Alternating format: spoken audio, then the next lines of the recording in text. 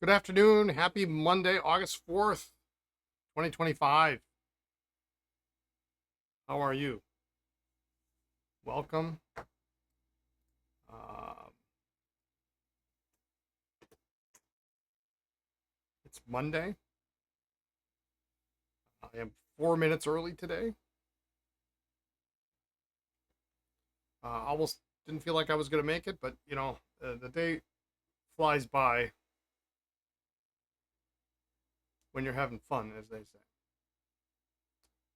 So, but um, what's going on? So let's see. More work on the site this weekend.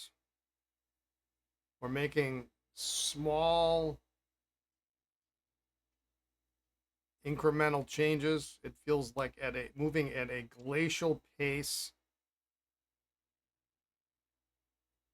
uh, but it's getting there.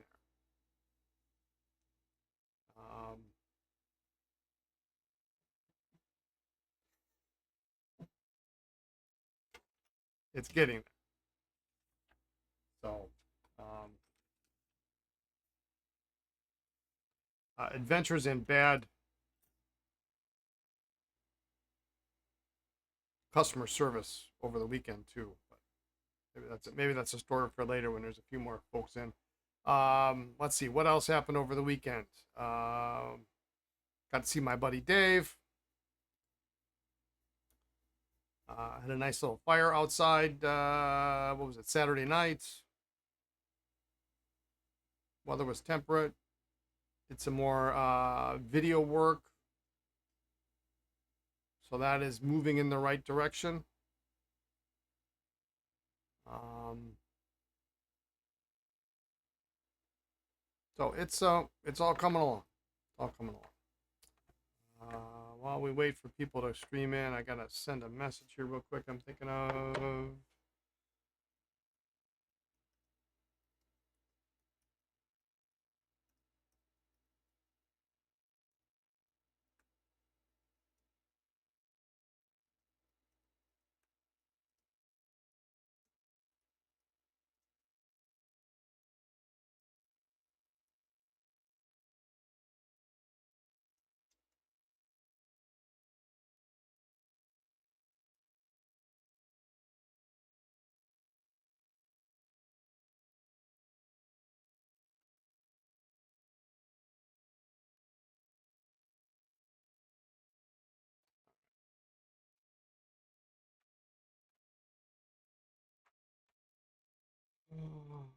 Okay. Well, I'm gonna get cooking since we're waiting for people to show up here. We've got Waterman 58 from last week, and we've got some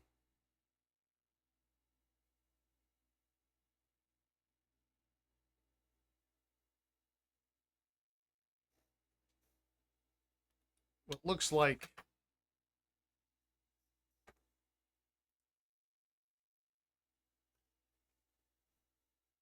India ink. It's definitely a layer on top of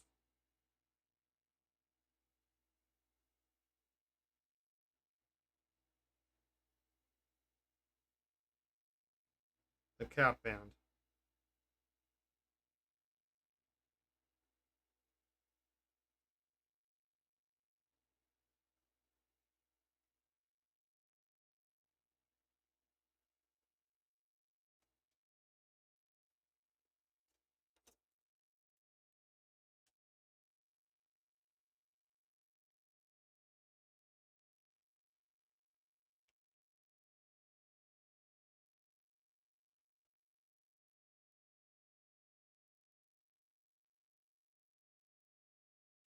Not that I wouldn't normally fix this, but it just happens to be in a particularly bad spot.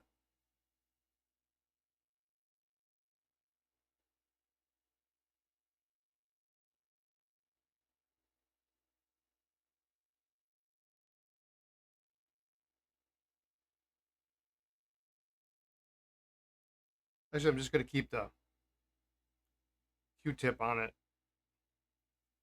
Because if I don't put it on there, it just evaporates. So maybe this will help.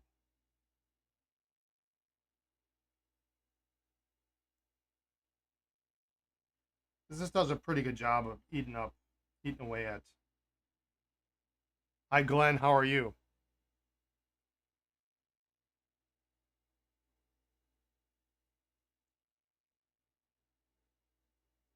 I just would like to get this pen done. We can move on. I don't know what we're going to move on to. I'm tired of working on PFMs, quite frankly.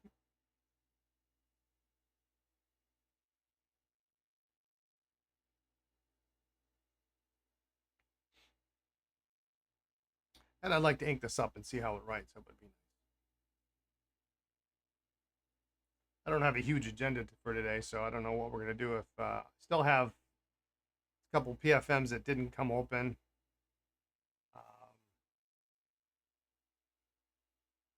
How was the weekend? Yeah, it was all right. Had a nice fire and some beers on Saturday night with my buddy Dave and his wife, and saw my daughter. Went for a walk, did a little photo shoot, did some video work. Uh, got my first test transaction on the new website done.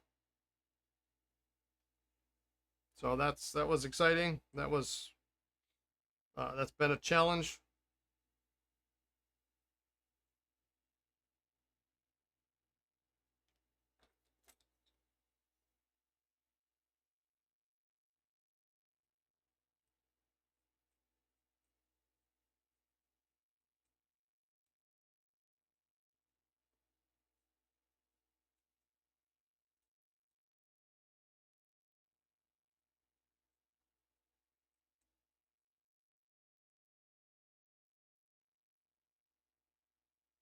Trying to get caught up on some TV that I've been putting off.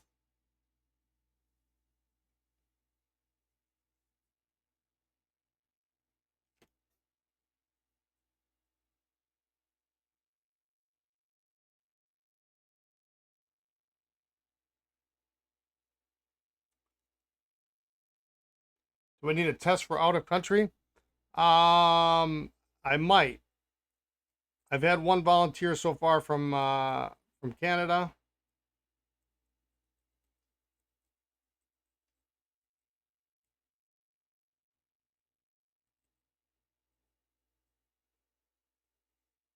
If you want to shoot me an email,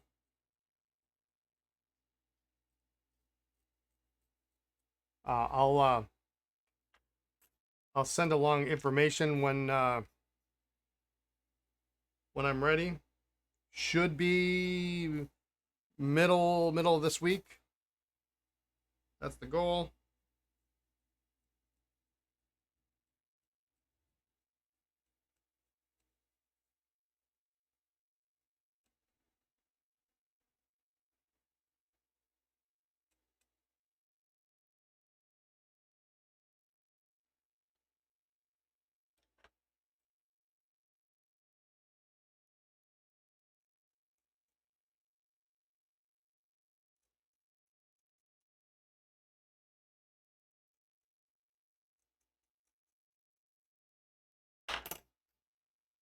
I'm trying to get a couple things squared away on my end first, and I'm dealing with incompetence on a huge scale.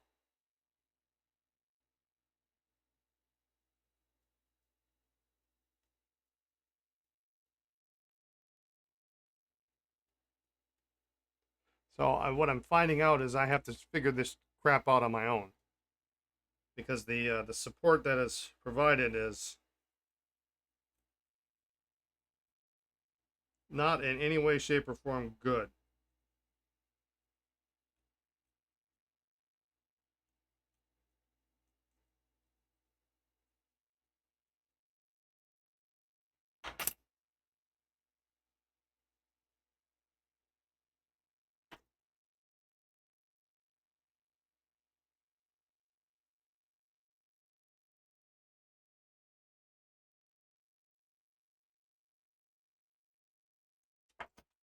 Well, it just doesn't want to come off.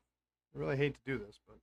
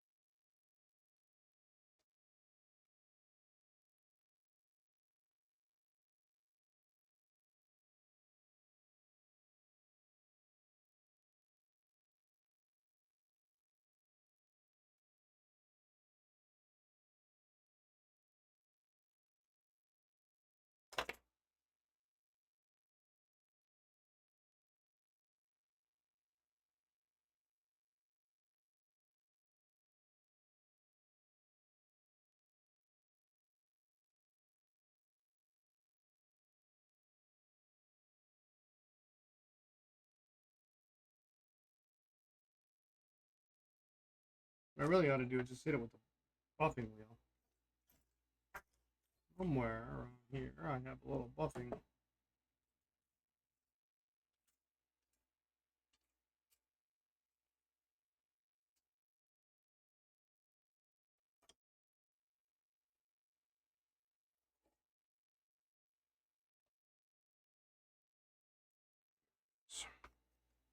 Maybe we'll try this if it doesn't make a huge mess.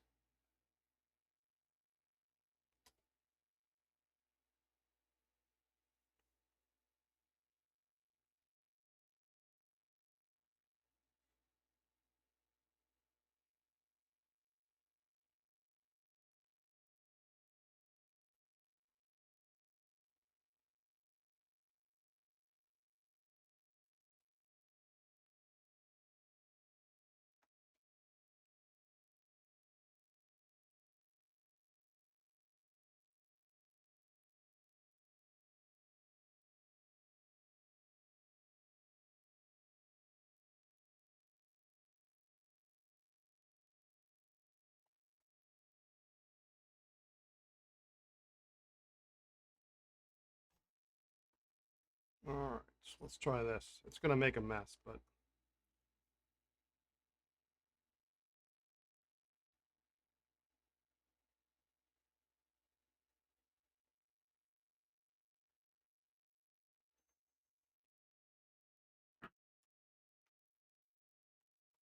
maybe this will be easier.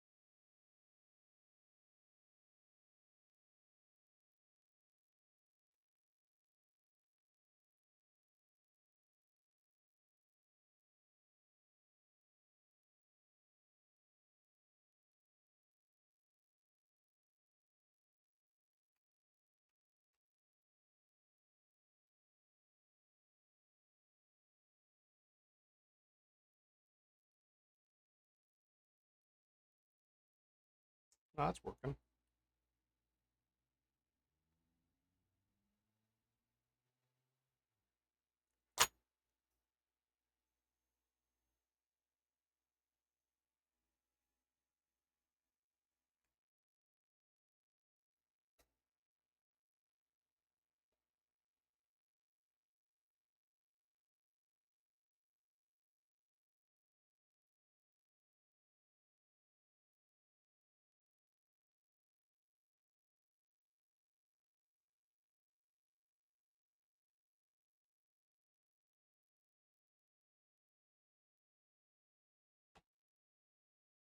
Hmm.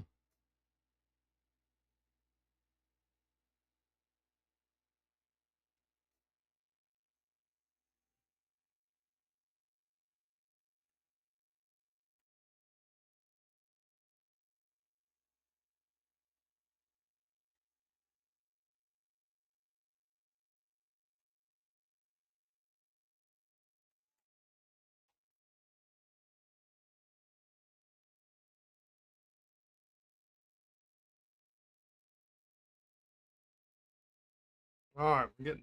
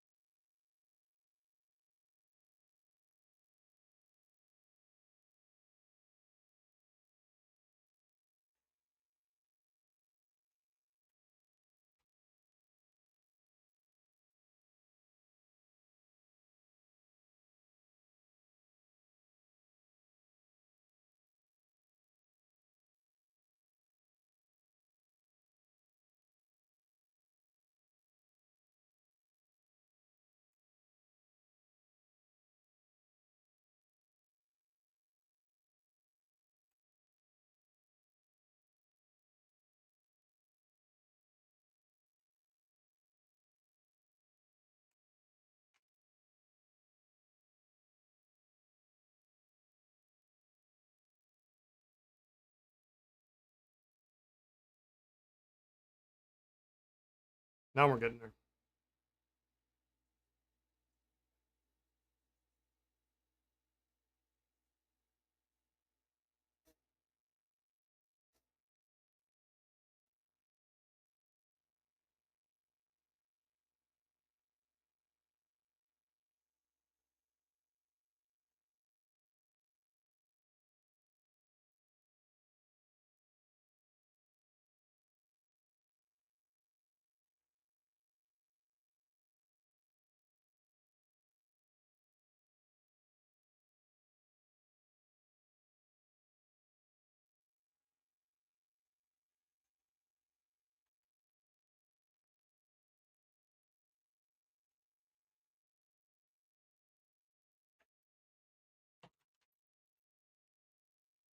Angels Watch, 14 Angels Watch. Hi, all. How are you doing?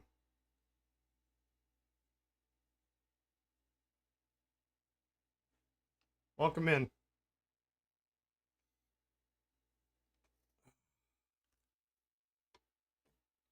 All right, that's a much better, much quicker way of doing it.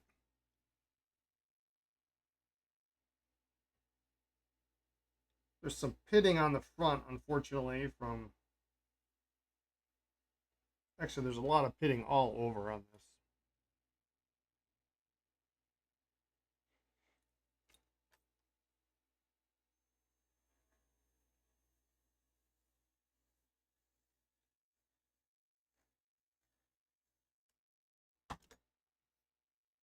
What am I working on today? This is a Waterman 58. If you're not familiar with that, that is the largest lever filler that Waterman ever made.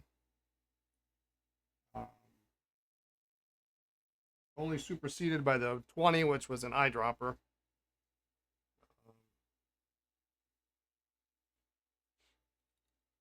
This is a leftover from Friday, where we were kind of just having a little fun on.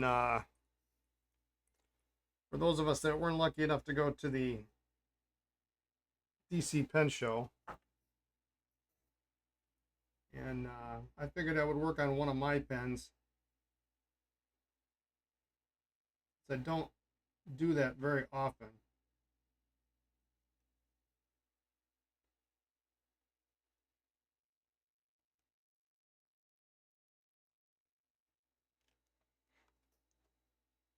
And there's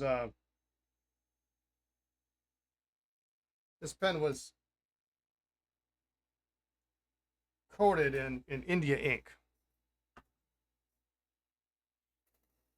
It's got a huge nib. It was completely clogged up.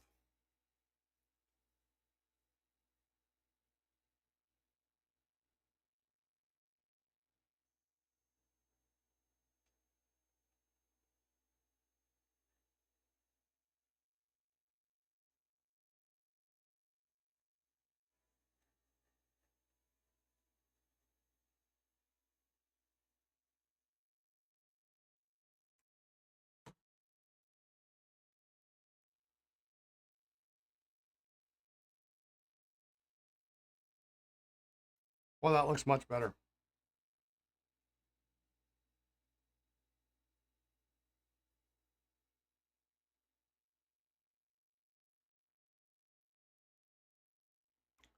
I mean, you can see it's got a lot of pitting on there.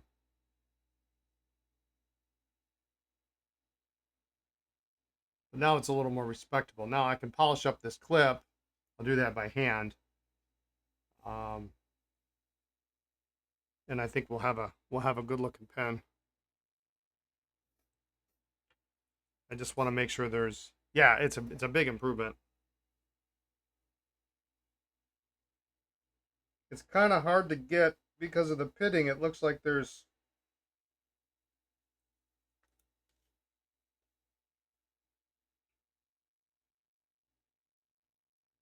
and I don't even know if this is India ink on here. This could be anything, but in these little pitted spots,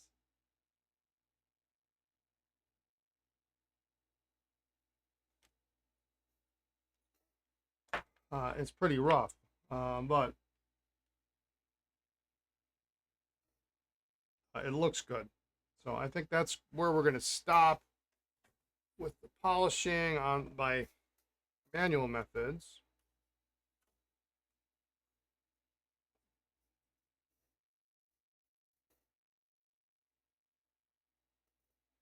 I think it's time to wash my, pretty soon to wash my cloth here.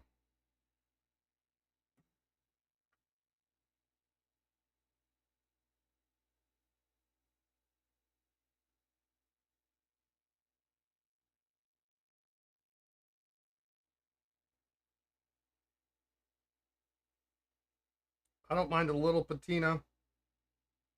It will always come back.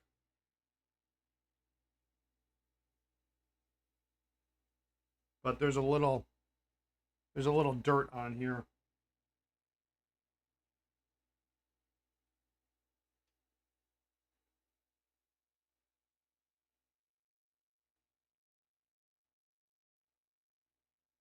And I'll just kind of hit this by hand so I can make sure I'm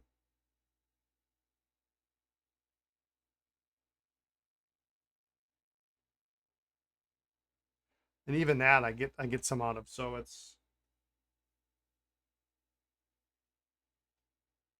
it was coating this cap band.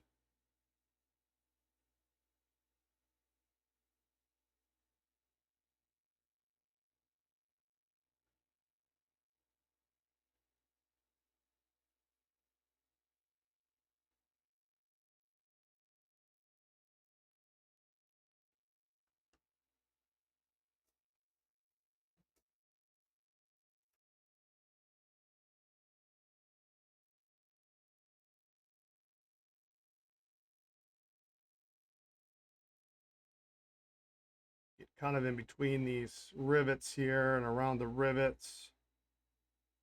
A little more polished.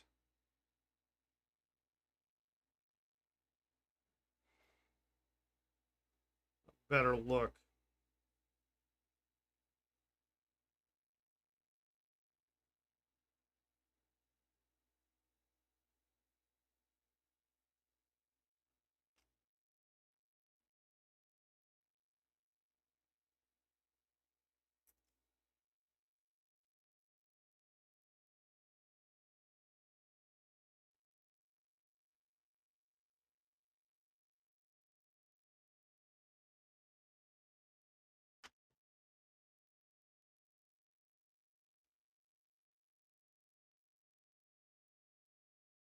That's much better.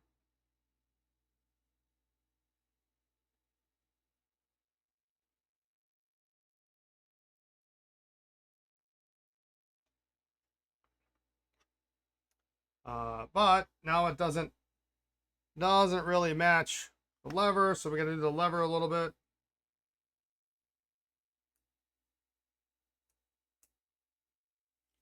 Lever goes in and out pretty good. We'll use a Q-tip for this.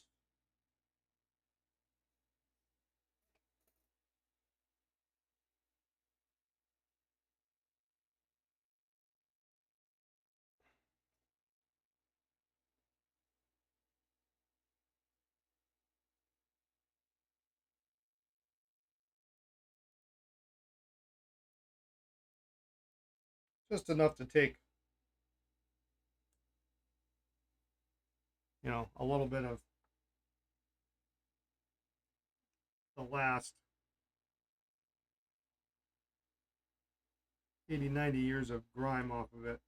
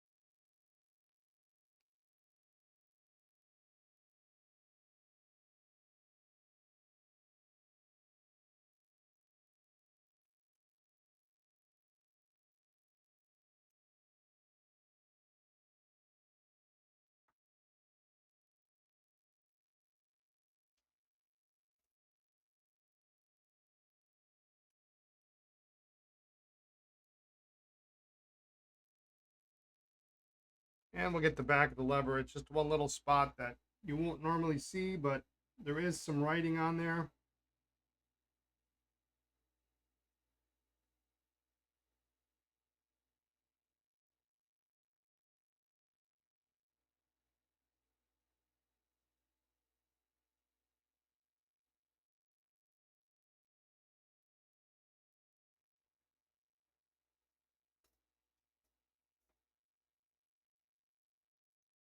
And you'll see it when you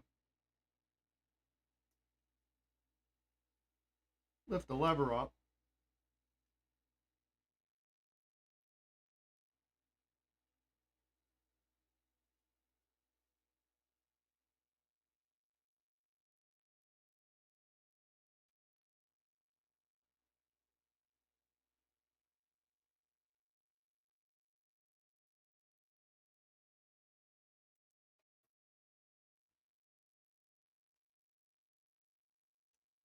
It's just a little tiny detail.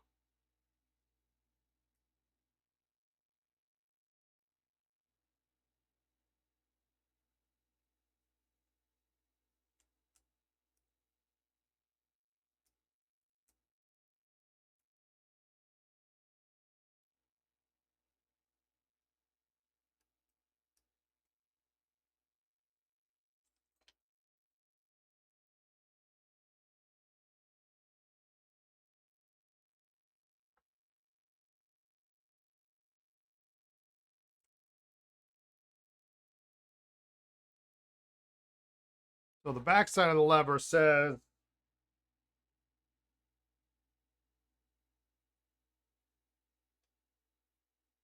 October 17-16 CAN, May 29-17. So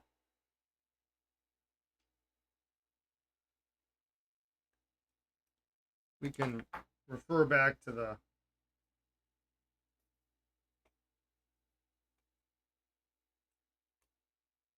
patent dates for those. That's much better. Much better. Look at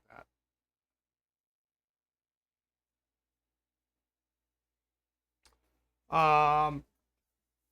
Last week we tried removing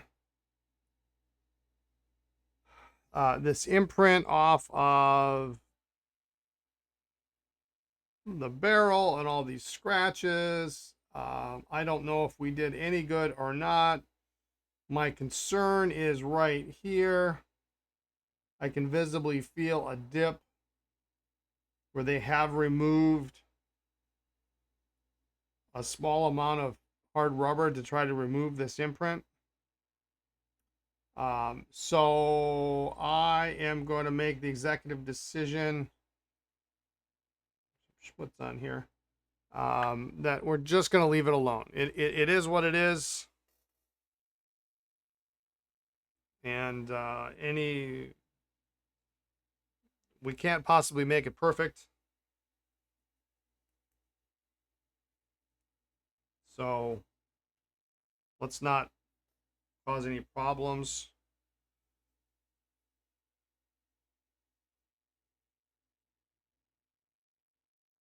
There's just a little bit of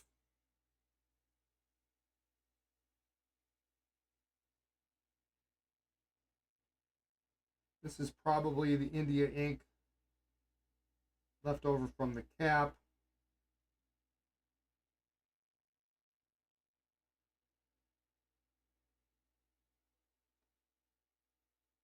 Sure seems that way.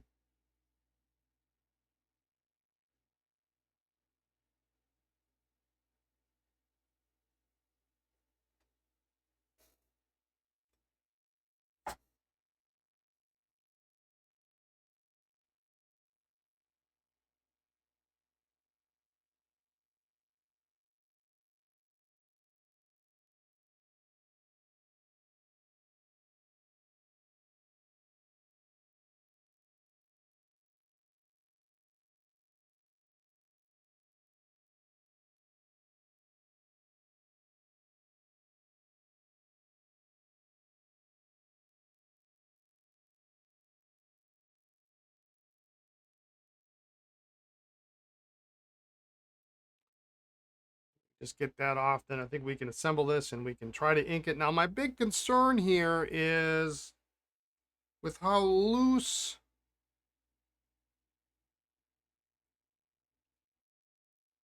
the nib feels in the section.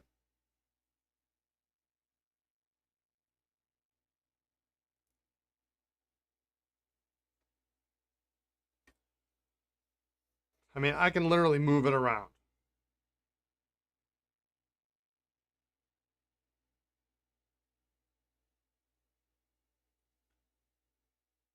Which is not good.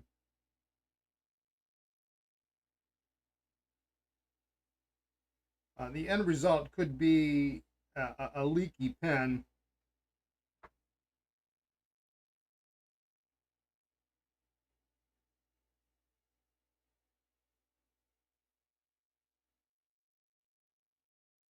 Which, you know, we don't want.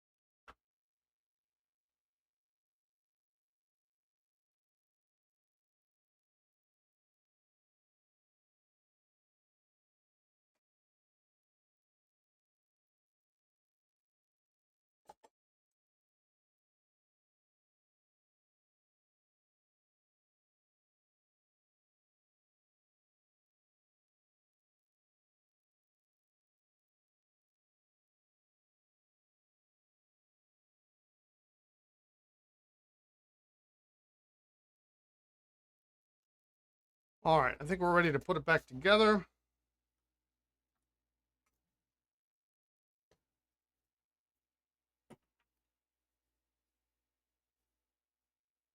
Moment of truth.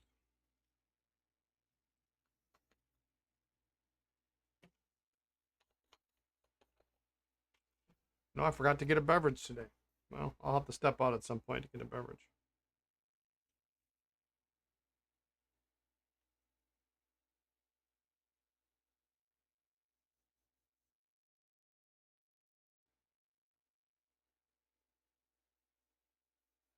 It's a big sack. I mean, that's as big as you're going to get. I don't know if they even make 24s anymore.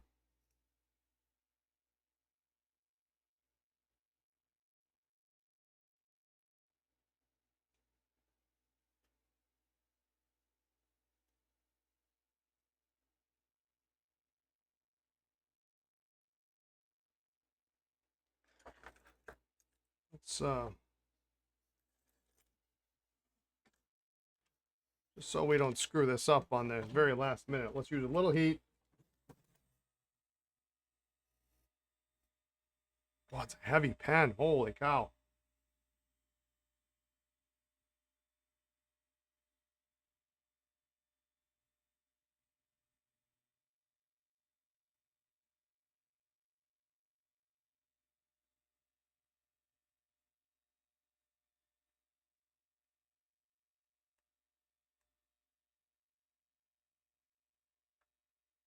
It almost doesn't even fit in the tray.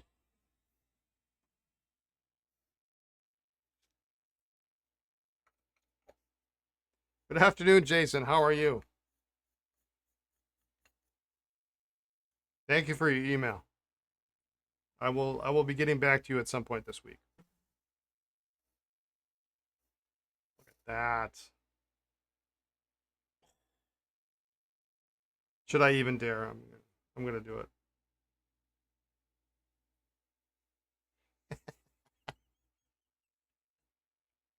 Look how ridiculous this is. It's just completely ridiculous.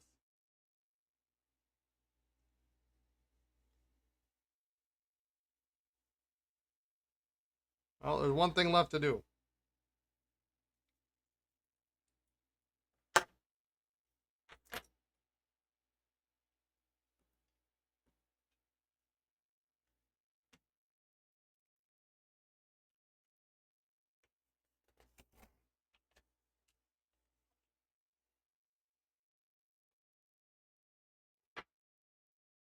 I do know what we're doing after this. Actually, now that I think, I wasn't sure.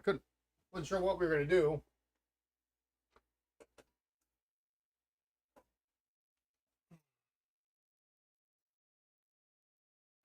But I did get some pens in for repair, so we can take a look at those.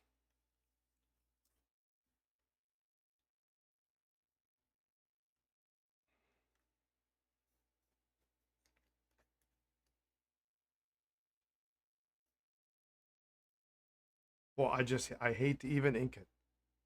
I know that sounds stupid. This pen hasn't been written with in 80 years.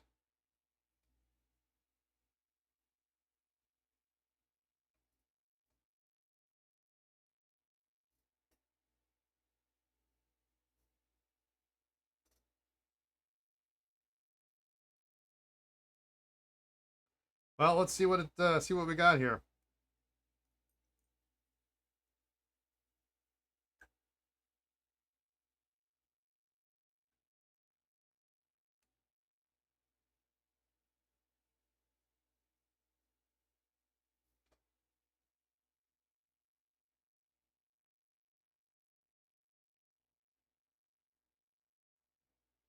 I used to have 18s, and I tried to write with them, but they were just a complete mess. This is gonna be like a dual fold.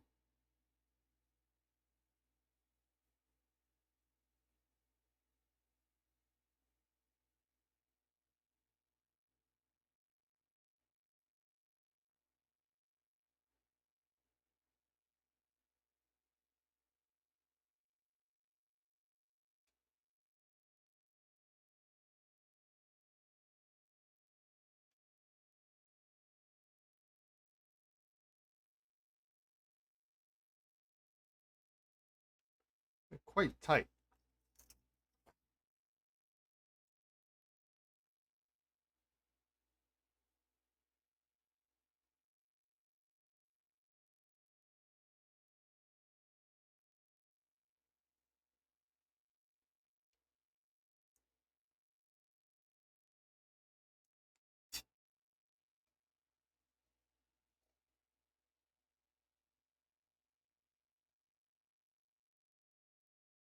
The nib is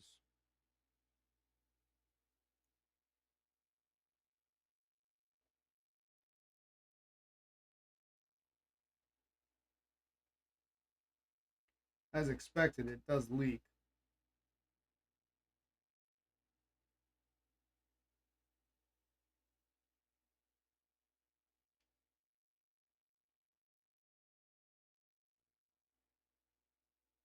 At least the first drop. Maybe I needed to.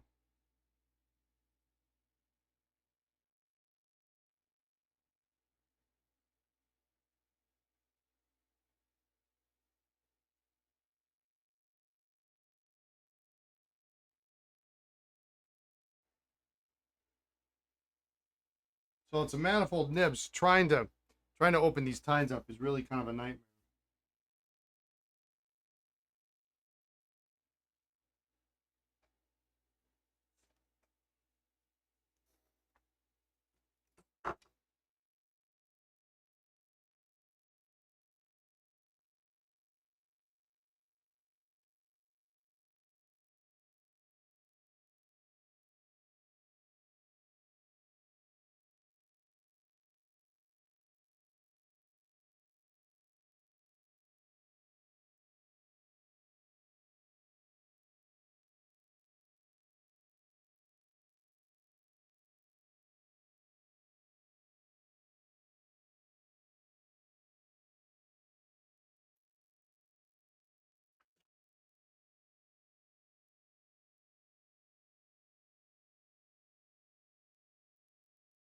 There we go. It's a little better. Yeah.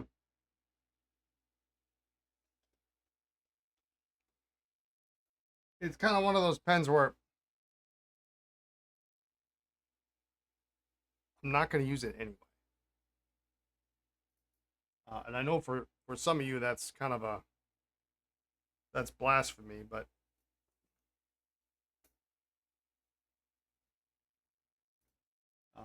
what I would do is on this one, because of its relative scarcity, I would do one of two things. One, I would either send it off to someone whose full-time job is to fix nibs. You don't have extras of these lying around. So if something goes wrong,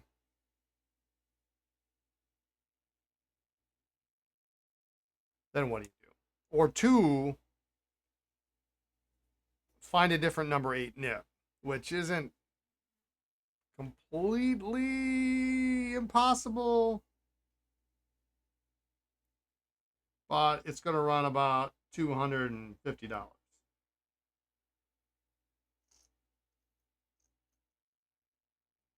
give or take.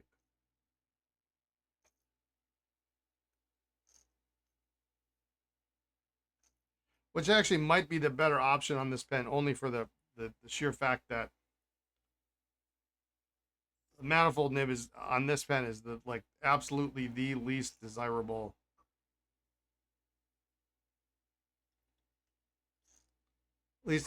pen imaginable.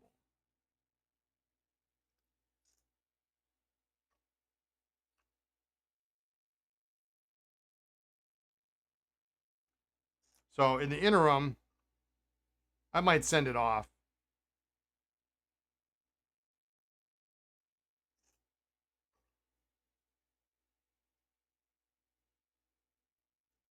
But again, it's not hurting anybody. It's sitting in the pen case.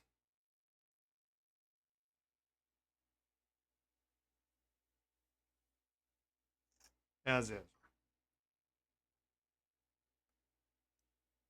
But it looks a whole lot better.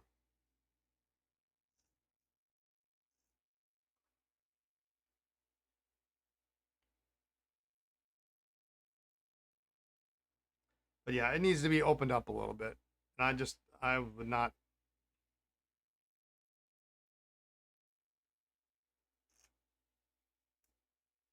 I'm not incredibly comfortable doing that. I mean, I'll do most of my own nib work.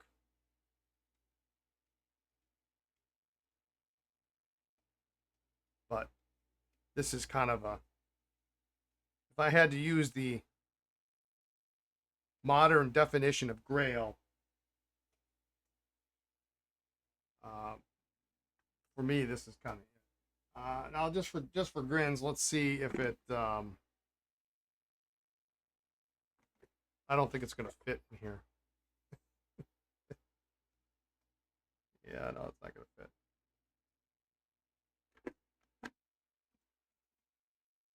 Not going to fit.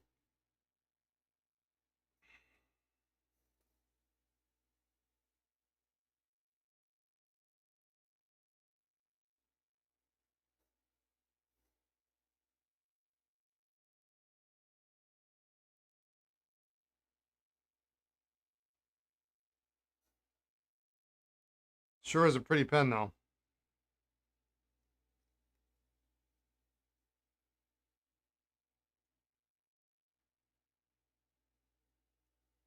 I mean, it's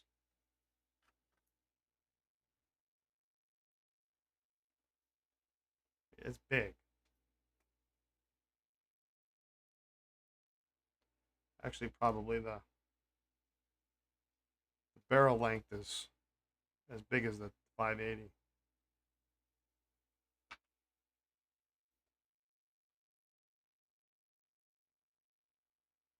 There we go. Perfect. So we'll keep that in the back of my mind for the next time I run into Mike Masuyama or Linda Kennedy or somebody like that.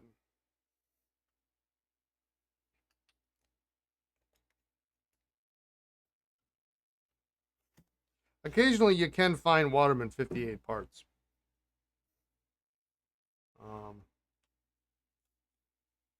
They show up from time to time. All right. Let's move along.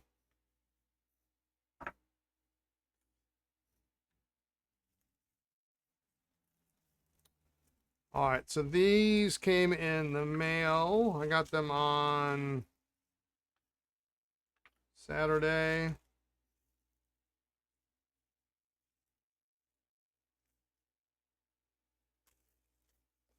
Some of you may remember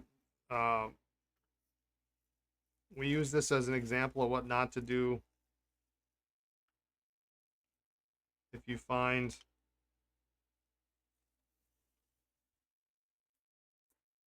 a pen of your grandparents. So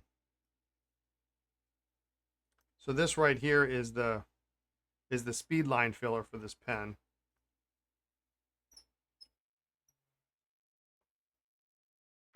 On top of the nib being pretty scrunched, this whole unit was pulled out, leaving the rest of the filler behind. And worse, just to make matters worse, not only is this a double jewel burgundy pearl, it's a slender Maxima with an imprint marked for South American export. So it's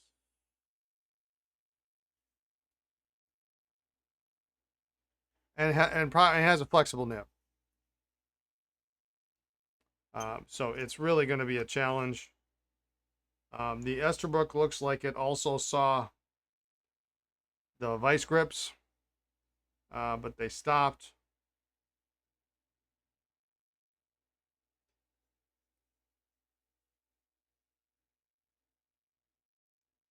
Before they completely damage that. So let's see what we can do here.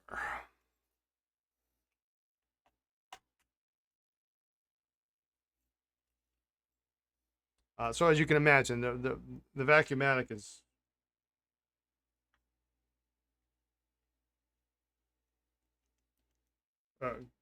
quite a scarce piece. I mean, it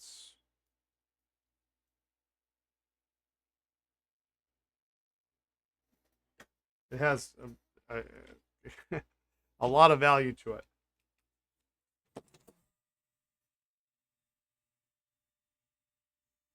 Originally, I thought it was just a long major or just something similar to a standard or less.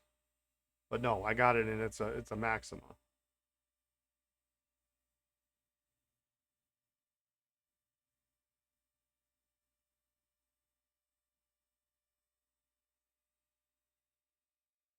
Fuzzy Turnip, how are you? Thanks for the email. I will get back to you sometime this week.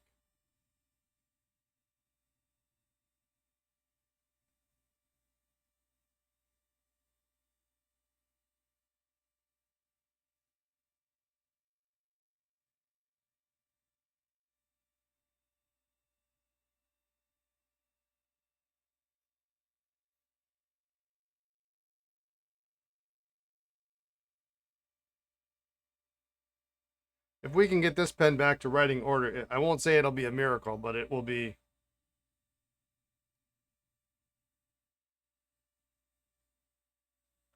It's going to be an immense challenge.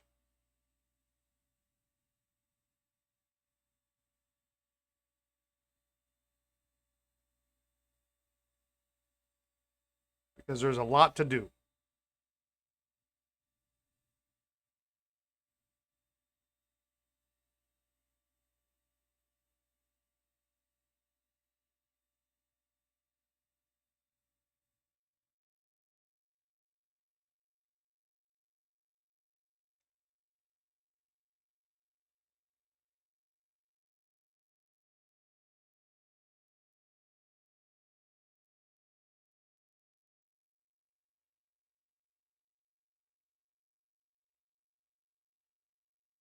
Now, I have yet to procure a filling unit for this. I actually have to check my stash to see whether or not I have one.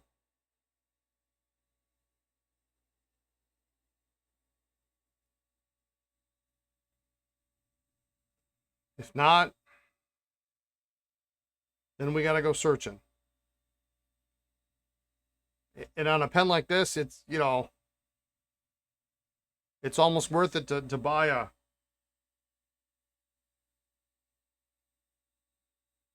completely working pen just to get the filling unit. I can't tell whether or not I'm actually moving the filler or I'm just moving the.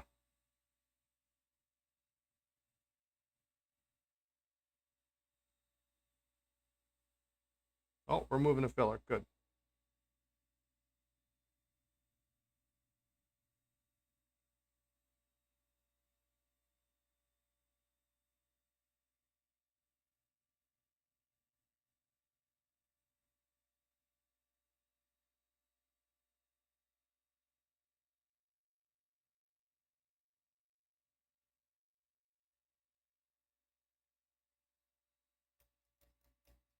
Or maybe we're not.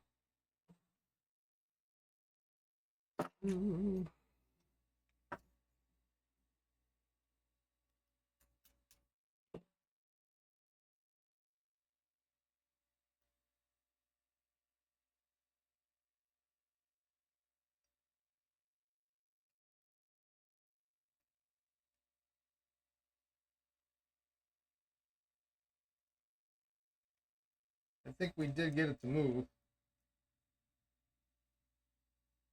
So I'm going to screw it back down again.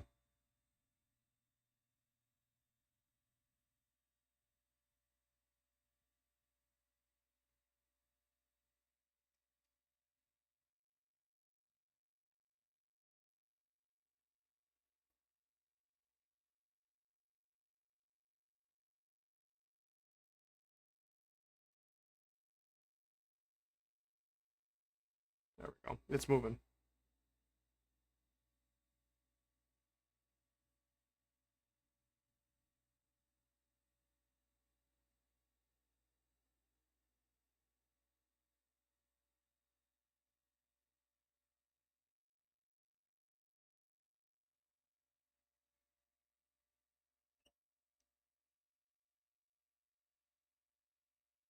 There we go.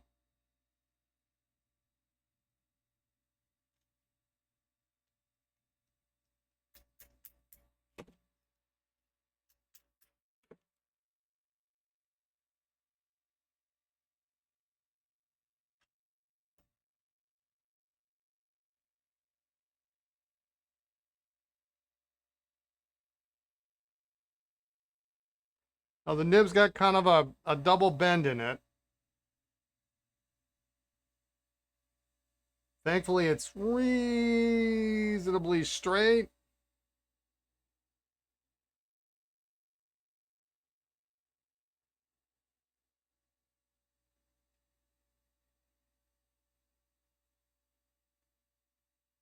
Yeah, we got pliers marks on the. They went to town with the vice grips. There's the nib.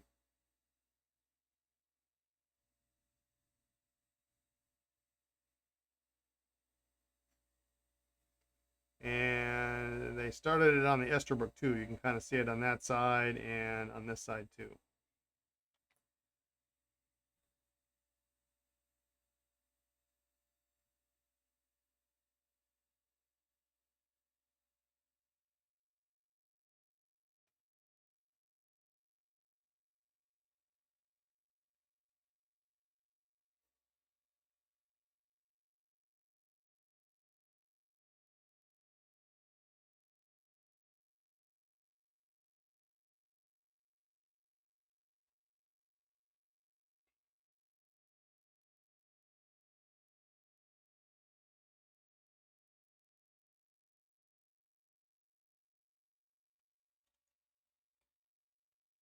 And it's good and tight on there.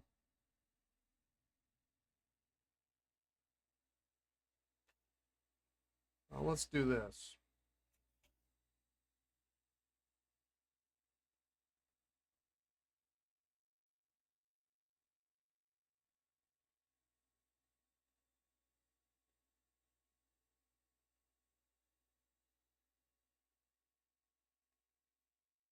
No, even that won't come out.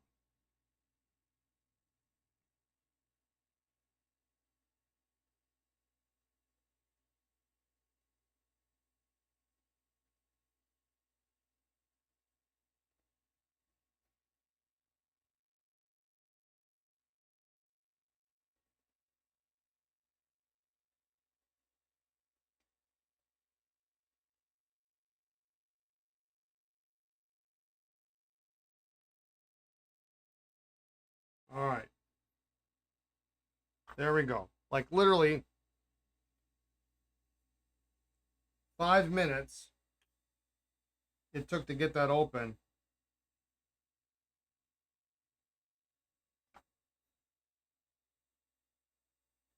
But now we got all sorts of problems to fix.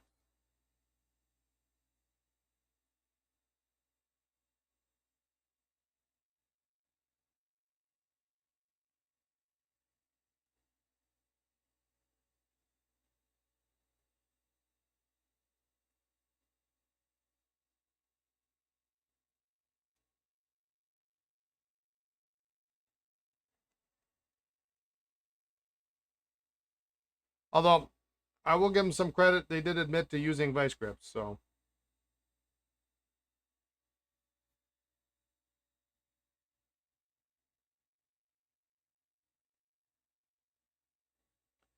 some people won't.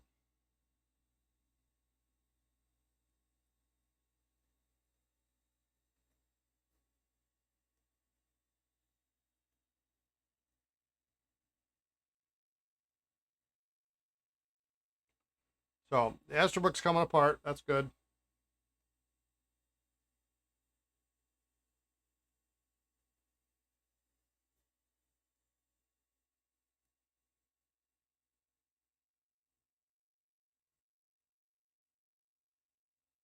Section is slowly moving.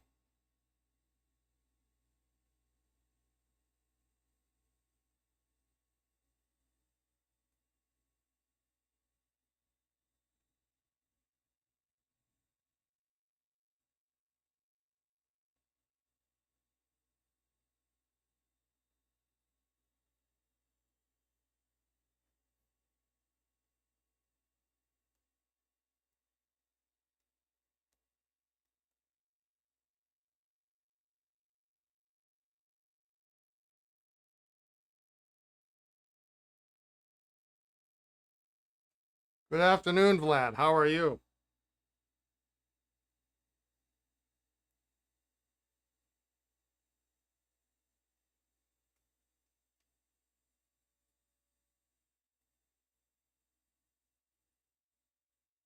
You're broke from the DC Pen Show. I think what you mean to say is you spent your budget.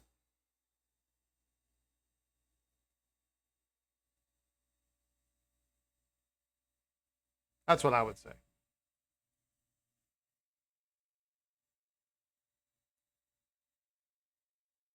It implies a certain level of you did more than that. Okay, well, all right. I'm just trying to help, man. You get anything fun? Find anything cool? You must have.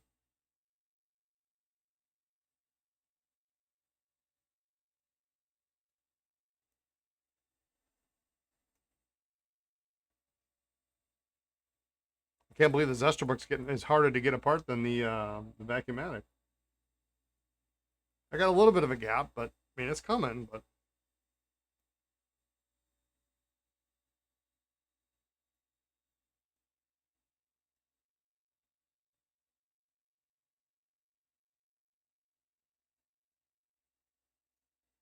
shown design, new full size piston filler with a the Monarch nib. That's cool.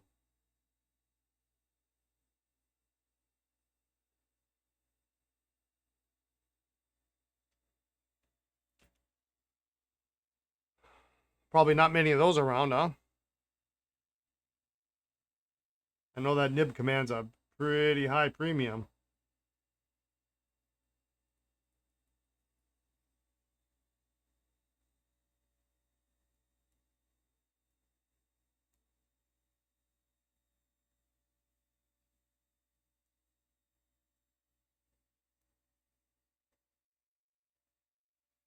All right, here's what we're gonna do.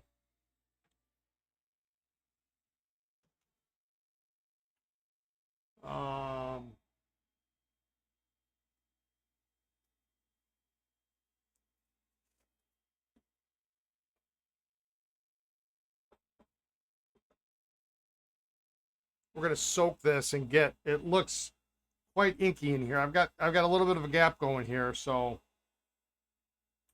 I think maybe if we can get a little water in there, it might soak up and help loosen this up. We got a Wall Eversharp Skyline Executive Size Black and a dual fold senior with Lucky Curve for $100 each, so that's a good price.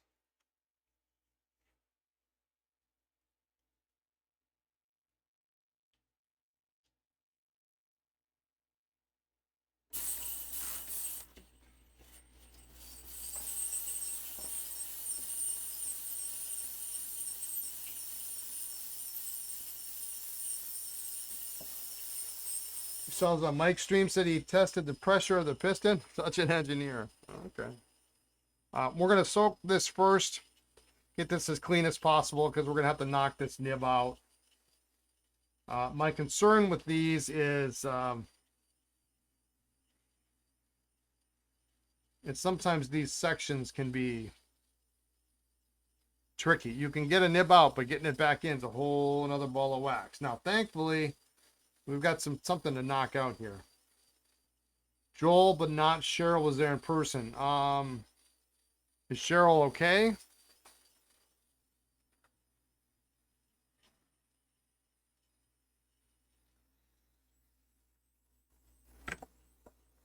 Or just wasn't going to go?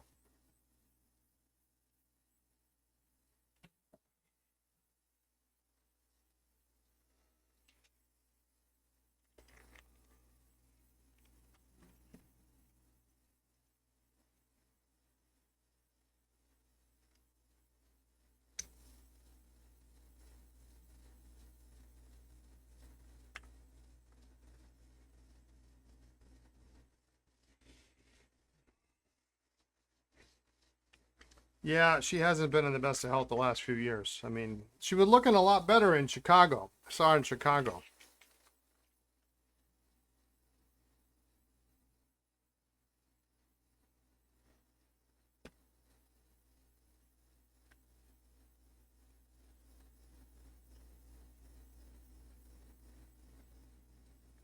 There's all the parts for the filling unit. I guess you got a couple of good parts left here. You got this part with the shim. I guess you got that. And this part. But, you know.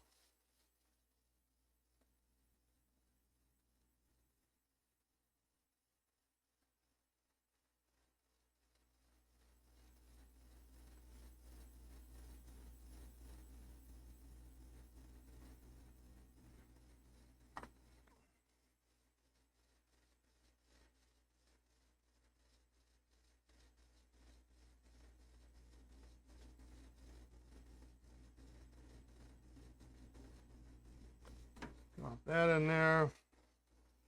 My water evaporated a little bit over the weekend.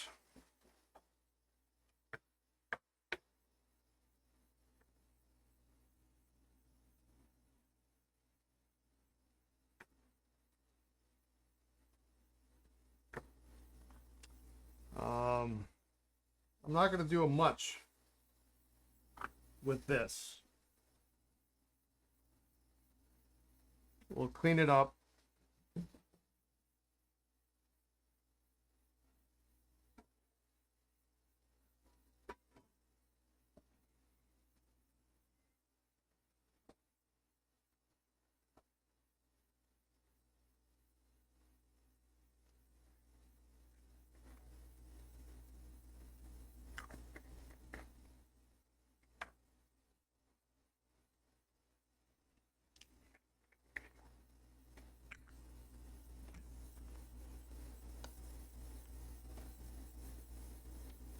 I'll just fill it with some Dr. G's here.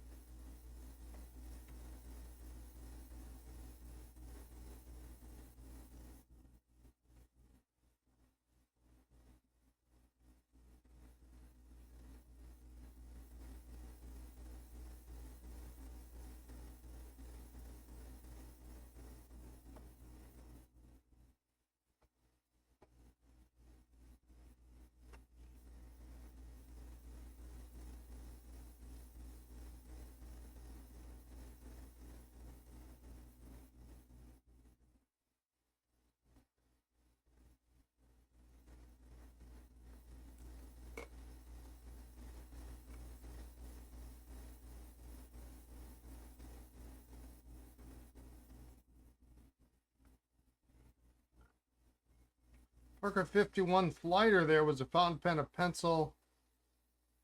There was a fountain pen, a pencil, a bandless version of the fountain pen, and what else? So 51 Flighter. Let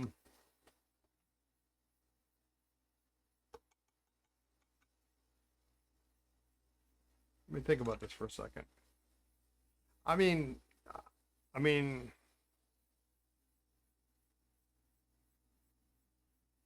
that's a good question. I have to get my 51 book to verify. When did the ballpoint come out? Was there a Flighter ballpoint? Can't remember. Bandless as in no gold band on the cap.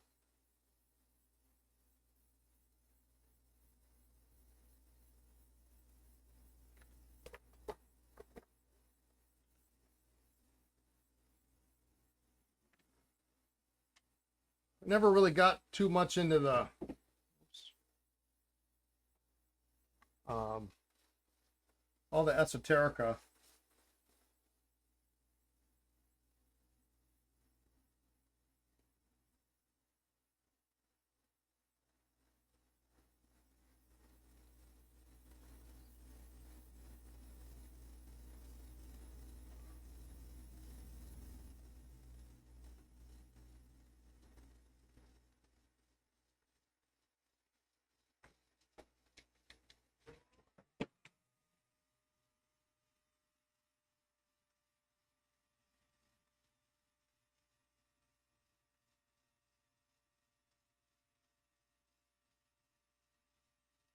Someday I'd like a flighter in my collection.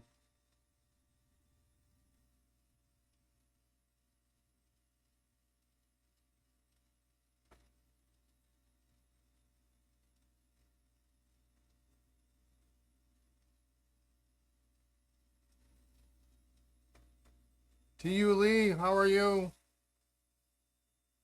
Welcome. Happy Monday.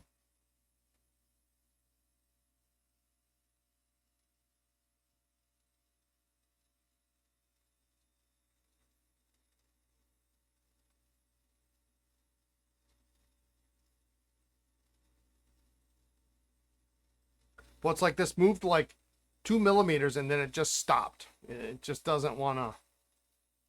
It'll come.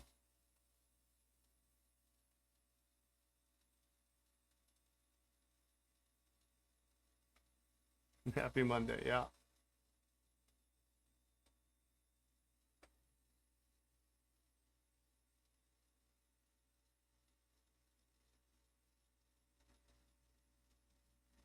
And it's going to have one of those early sections on it for sure, which is why it's a pain in the you know what.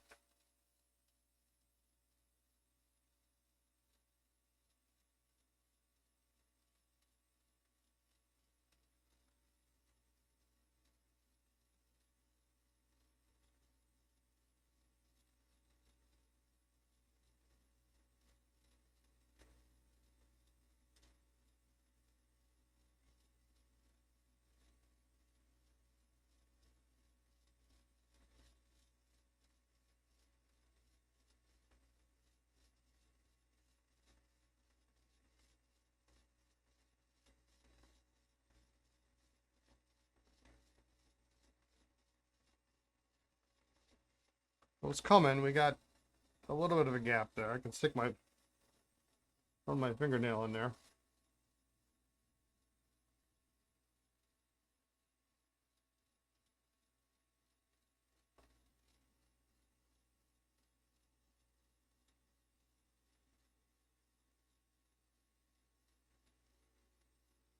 Holy moly.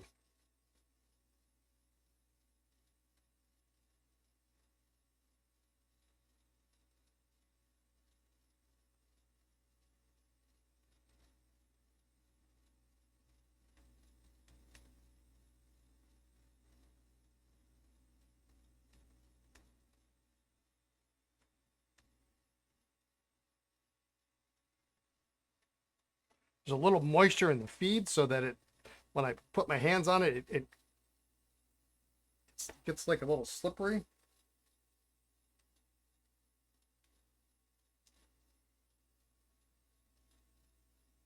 The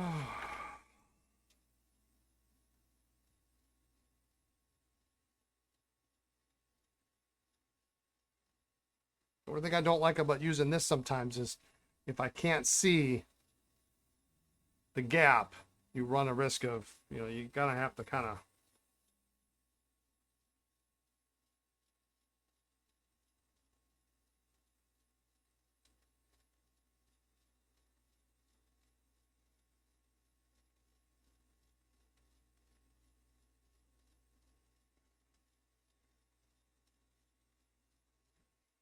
Tell you what, we get this out, we're gonna trim this down. Way too tight. Material's probably shrunk over time.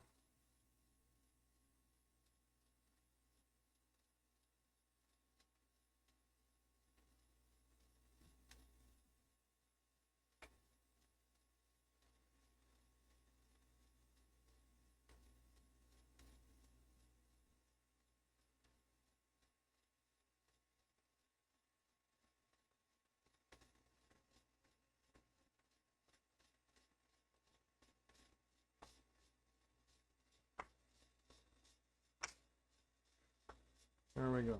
All right. While we got it off, I'm going to try to address this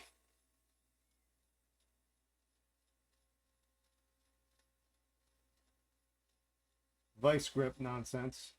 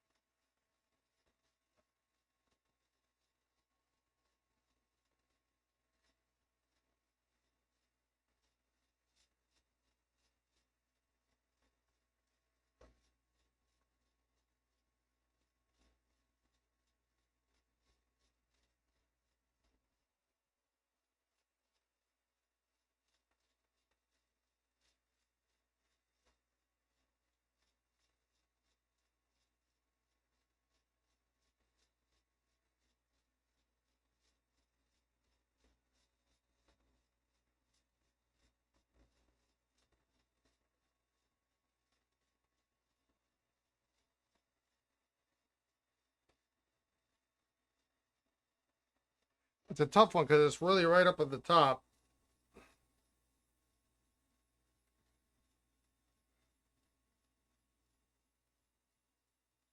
Happy Monday, Indy.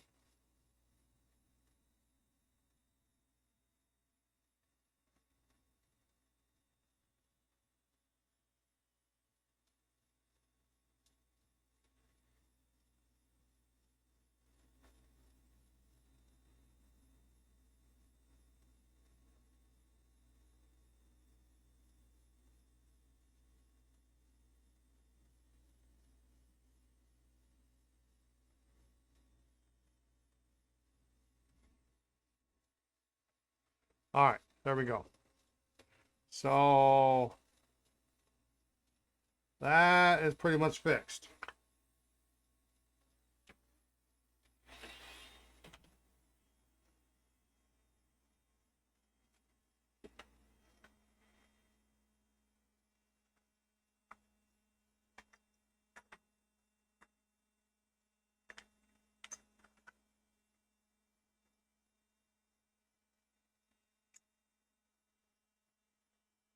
Oddly enough, no sack in sight. And interestingly enough, no spacer.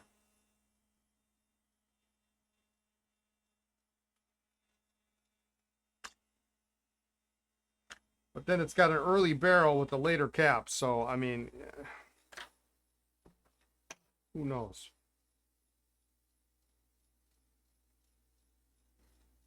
All right.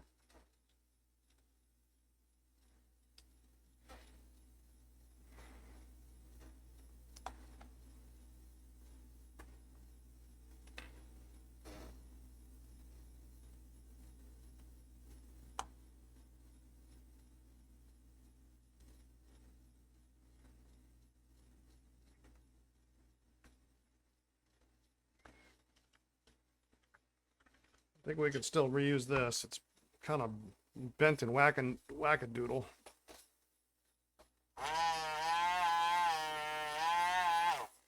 Open wide.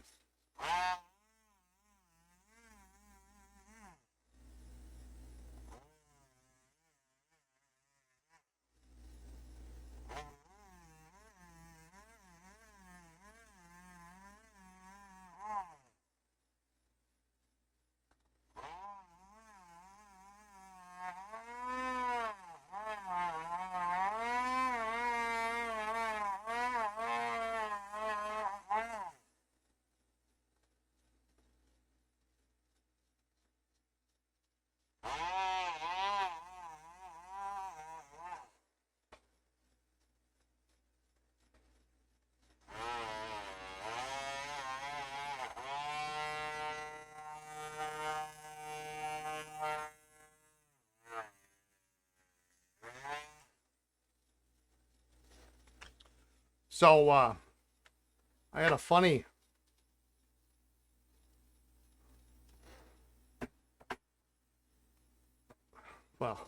not really the word for it, but sometimes I get a little honked off at tech support people when they clearly do not know what they're talking about, and then they double down on their stupidity.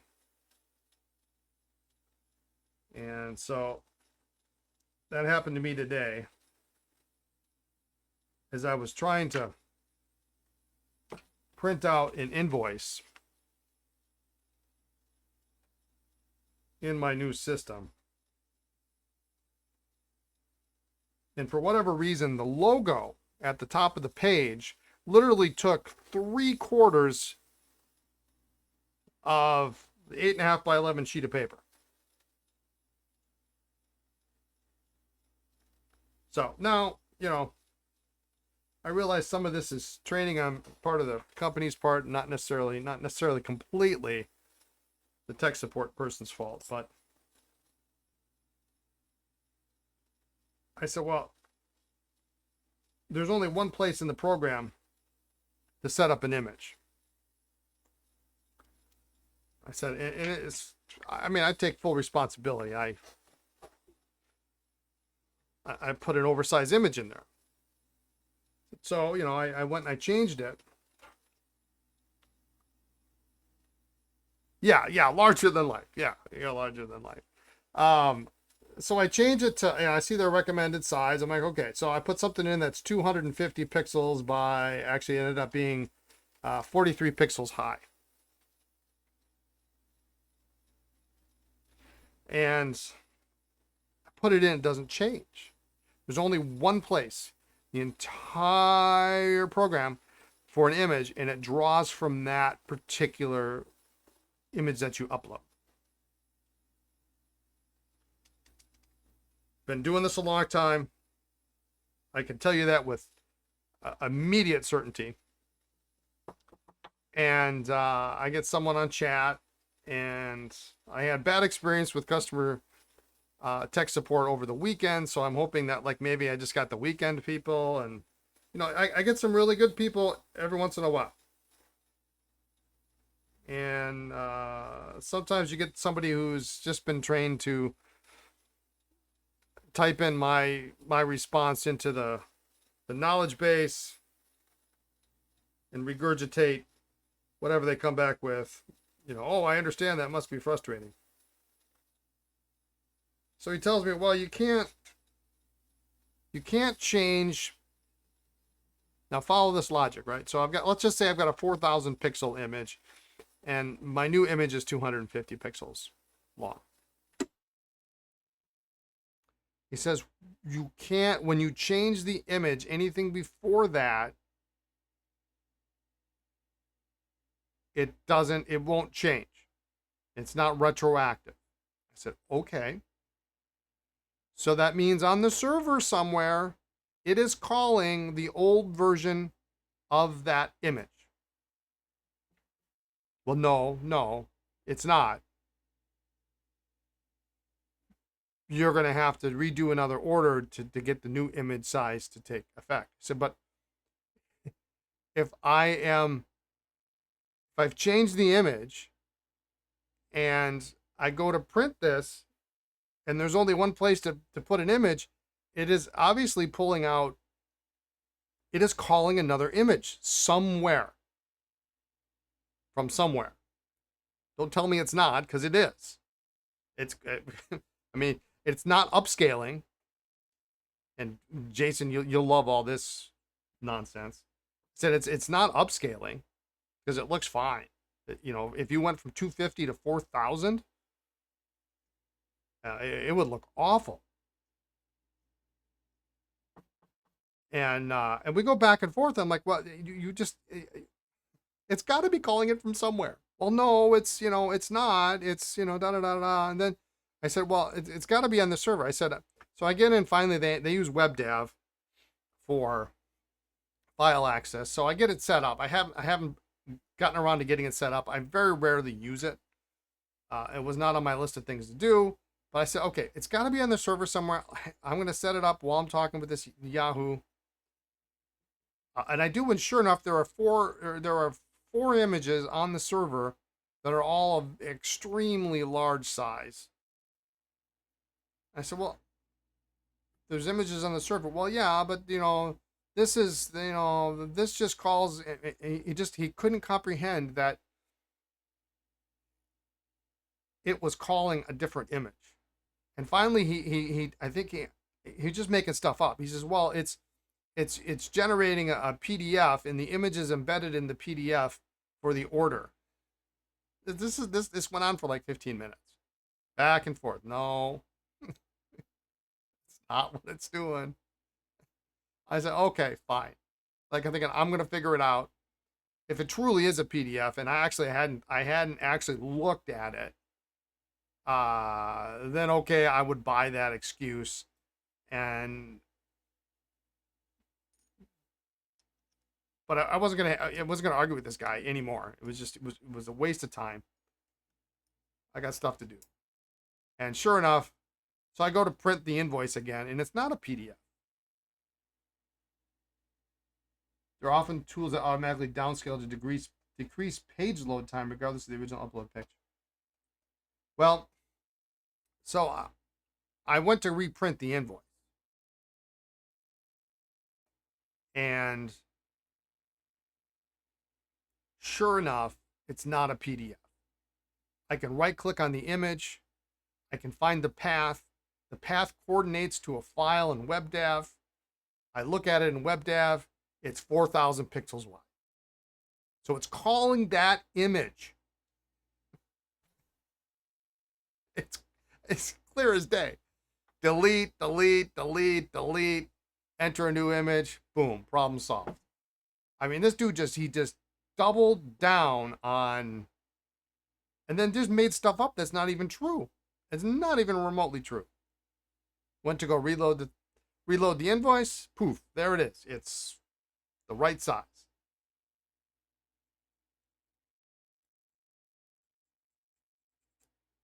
I wish I'd have figured it out. Absolute path for a reason, yeah. I wish I'd have figured it out when he was on the chat. You know, that's usually what happens. I get on the chat and then I figure this crap out on my own. But every once in a while, you go, you know what? It would be easier for me to. These people are supposed to be the experts. They're supposed to be able to tell me, oh yeah, we've seen that before. This is what happens. Go here, change this setting. Boom, you're done. I don't want to sit through and read through 30 first grade level knowledge base articles on how to set my site up. Yeah, it is 101 tech support. I mean, it was just brutal. And you know, I had one over the weekend where I was setting up Amazon Pay, and I've done it before, and it's, you know, and if you give the customer a good step-by-step guide, no problem. Go here, click this. Go to Amazon, sign up for an account, enter this, and this. And I go and I look at the documentation, and the documentation's like, you know, just like I had last week trying to set up Stripe. It's incorrect. It's outdated. There's fields that are now all of a sudden required that aren't even talked about in the documentation. So I'm not certain what I'm even supposed to put in this field. So I'm just guessing, and that's not good. And then I get on tech support, and they go, "Oh, well, you should get rid of that and redo it because it should auto-populate." I'm like, dude, no, it didn't auto-populate. I'm telling you right now, no auto-populate. Oh, well, it's supposed to. Well, I don't care what it's supposed to do. It didn't. And this field was required, and it's not listed. And your documentation sucks.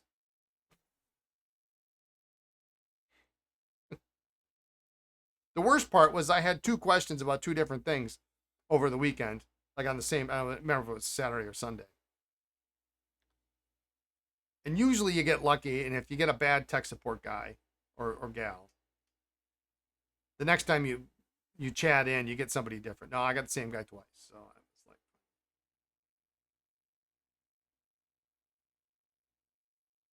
got the Amazon thing figured out this morning. Even tier 2 support was kind of, they didn't believe me either. So I had to do a screenshot. Did they ask if it was plugged in, powered on? Yeah. Well, you know what chaps me? This is, we're going to get into the Bryant rant section of the stream. What chaps my you-know-what is that they are clearly trained that the first response is clear your cache. Go to incognito mode, try a different browser. Come on, man. I mean, I understand that that's the problem some of the time for certain things. Not everything.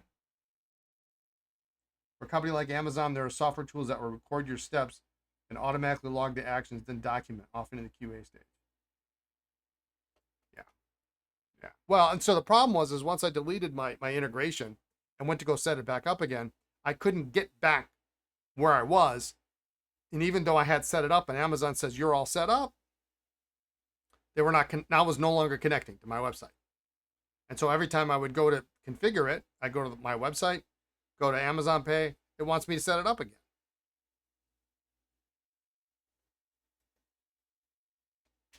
See you next time, Fuzzy. Thanks.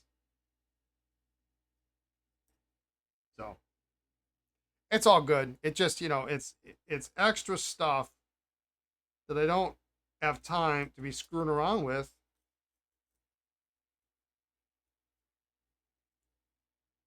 And then, hey, who did I get a call from this morning? I got a message from Braintree. Actually, ironically, at like 10:22, I get an email from them at a different email address saying, hey, we'd like to talk to you about setting up Braintree on your website. I'll be your point of contact. 45 minutes later, I get an email at the new website address. Says, hey, you're approved. Now you can set it up.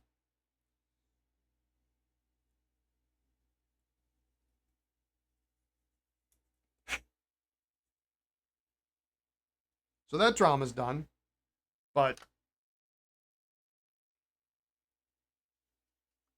Stripe, while it works, and it worked really well for my first test transaction,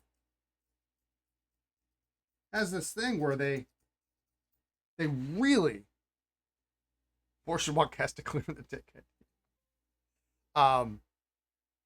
Stripe really wants to see your website, and they promise that they're not going to pay out until they can see the website. And so you got to fill out this form. Do you have a website? Yes. You know, is it active? Yes, no, in development. So I'm like, well, yeah, it's in development. And then I put a little explanation, but they have to be able to get there without using a password.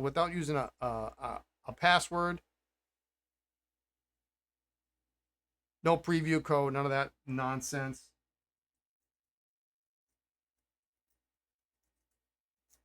So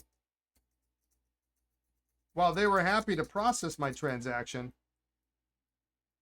they're not going to process my payout until I make my site live long enough for them to verify it exists.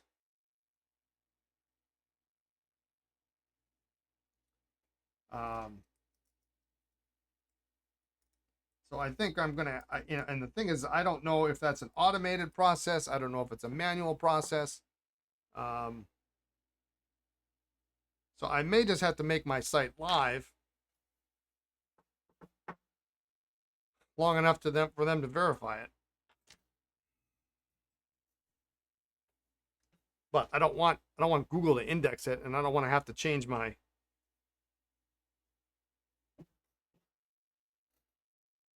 I don't want to do a no index.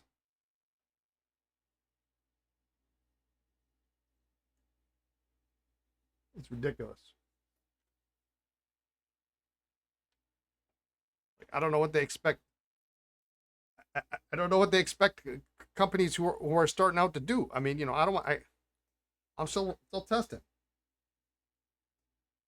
I mean, no one's going to know what to look for, so I'm not too bothered by having to make my website live, but I just don't want it to be indexed and then all of a sudden have to turn it off for a week and a half, because then, you know, that's not going to look good to Google. I also don't want to just leave it on. All this fun stuff.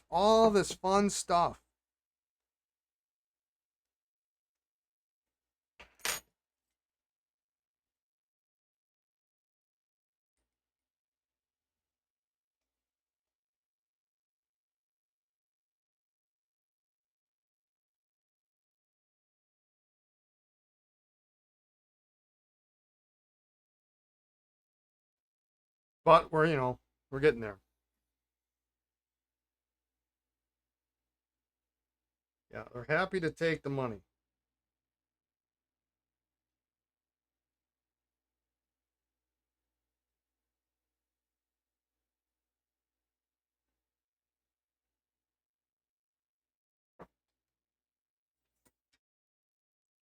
Amazon's losing market share to Azure.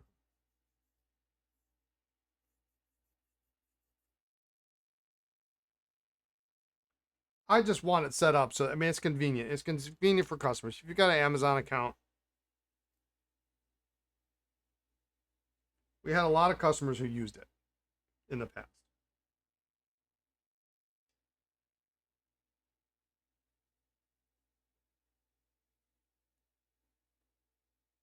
You know, anything you can do to make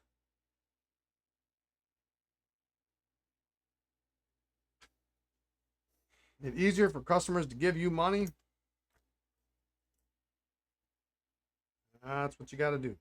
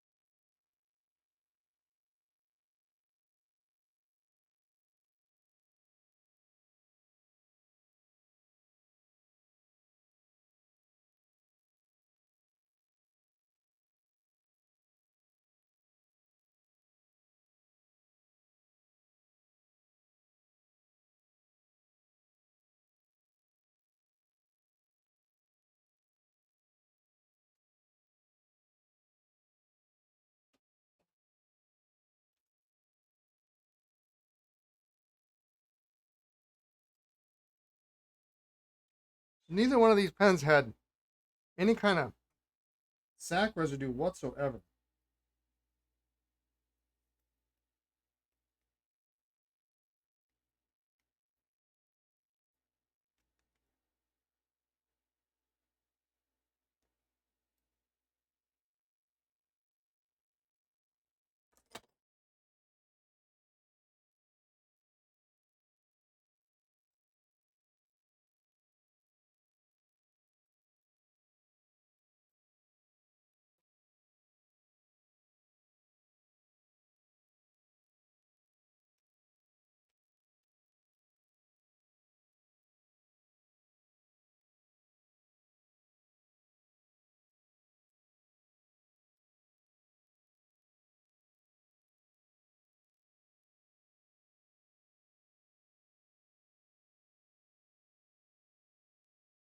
The transparency is not good.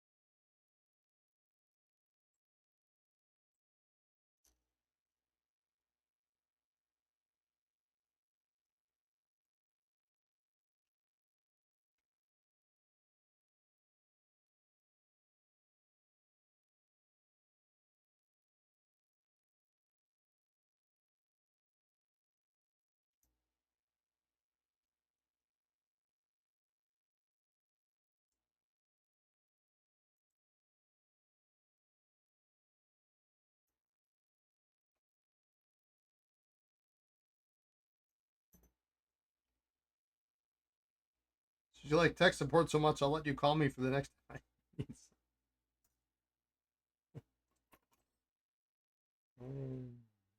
I just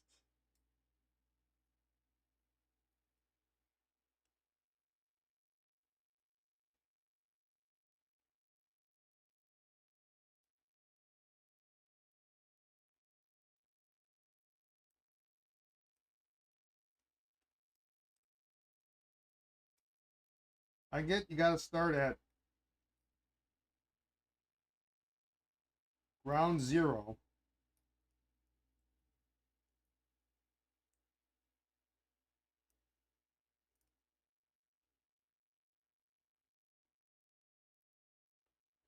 In the tech support chain, but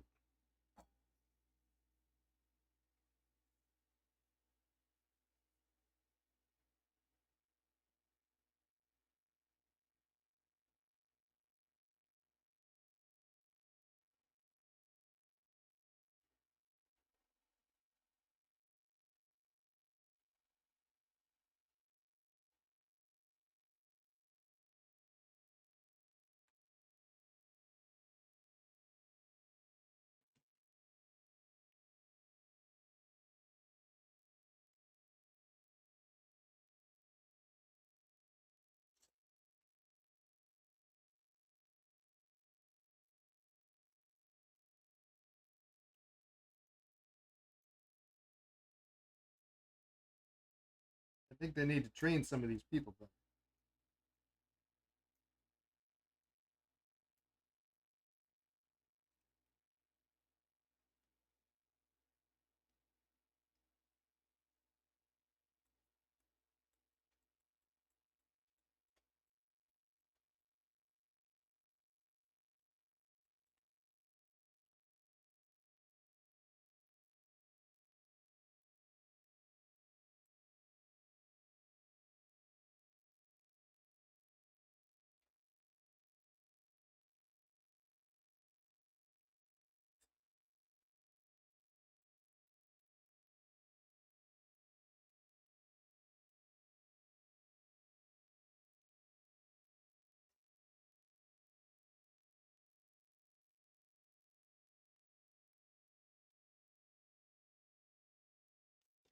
Well, it's really hard to see inside.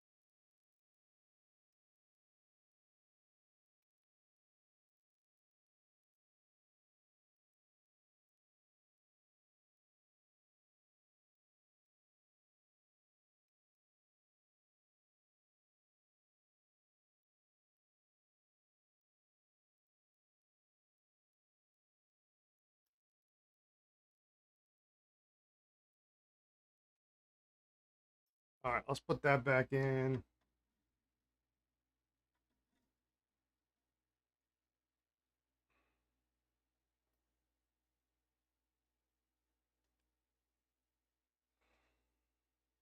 It's my end of my rant for today.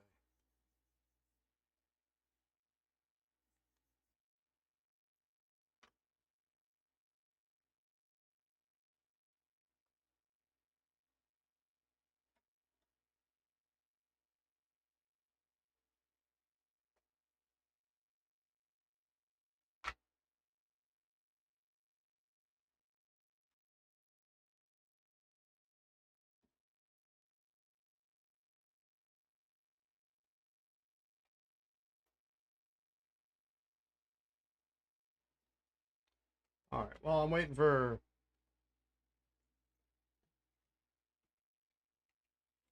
I'm going to try these...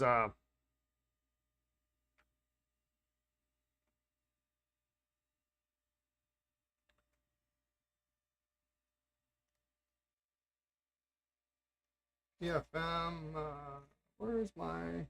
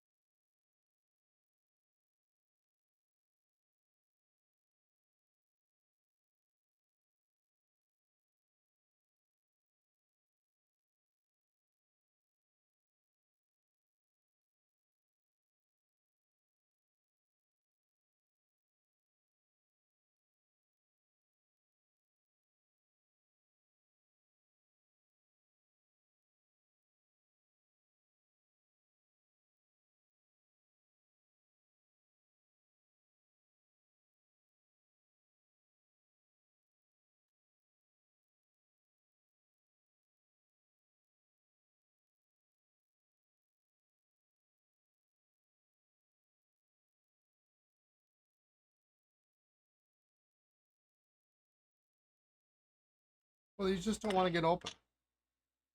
They're really the most stubborn.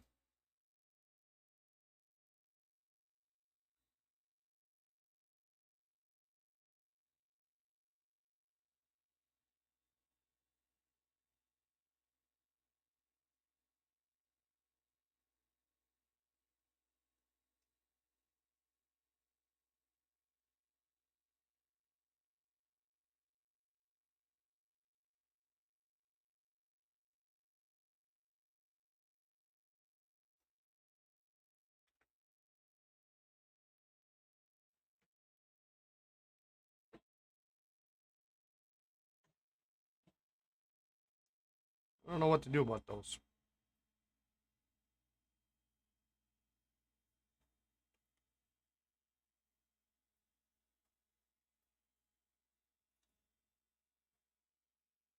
They have been soaking for a long time.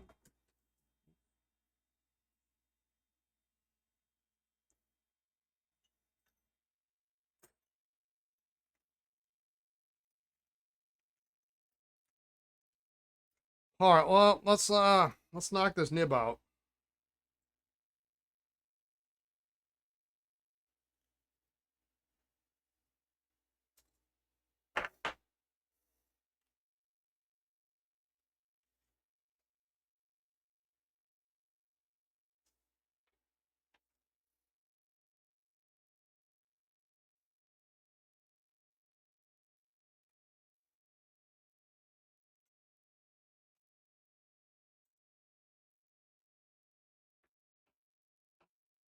So we're gonna need a knockout rod that's got a hole in it.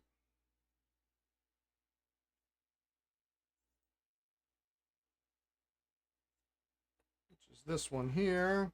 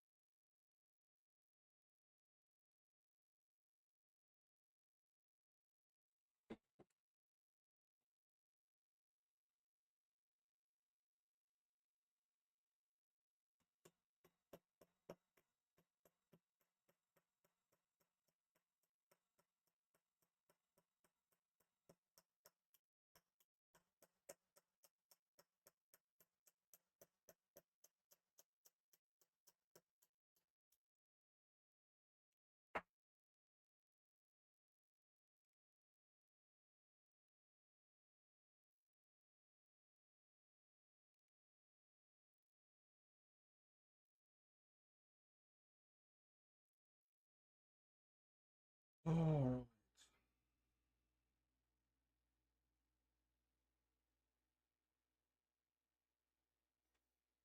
So I'm going to toss this back in the ultrasonic.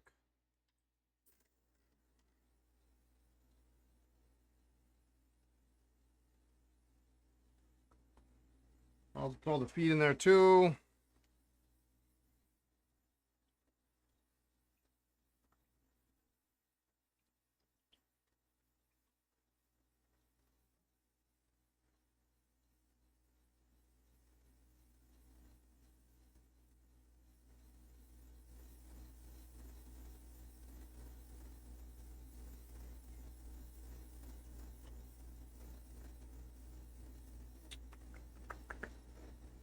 So this was probably at some point a two-tone nib.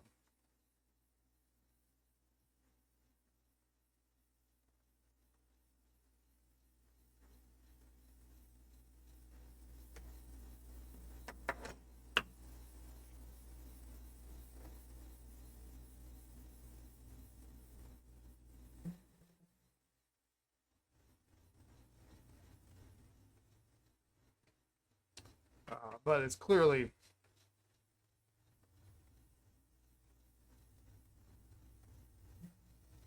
pretty much worn off.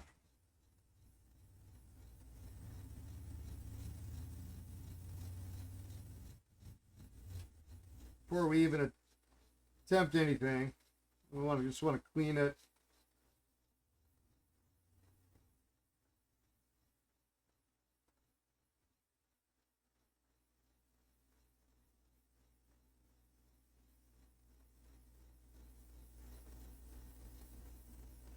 McPenthusiast, how are you?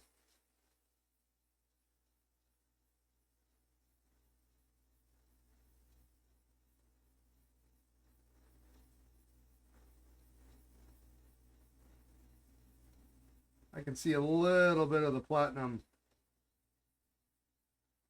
mask still on it, but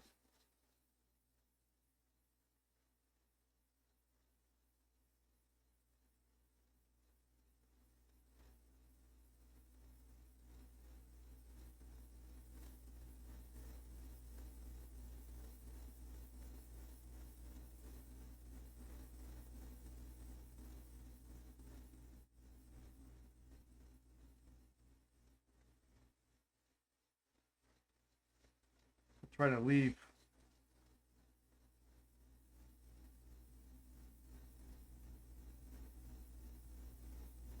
But we just want to get it clean because if I'm actually gonna work on it, then you want it to be as clean as possible, especially when you're dealing with dents, because you don't want to.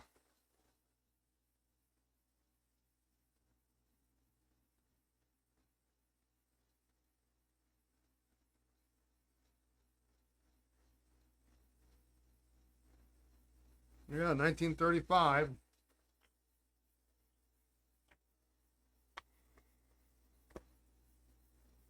Third quarter.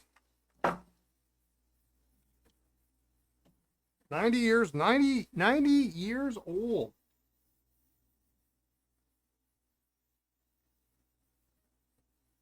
That's something.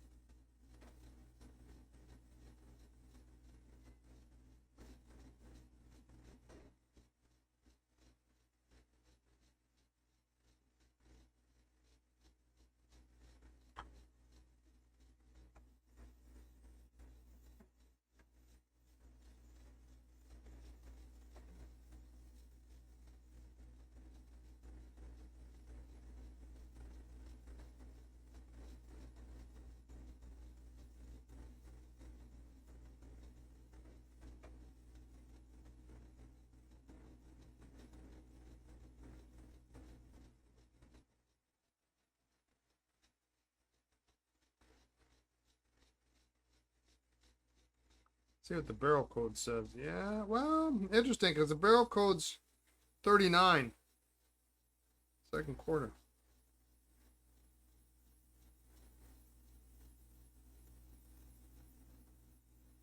Weird to have an earlier nib on a later barrel.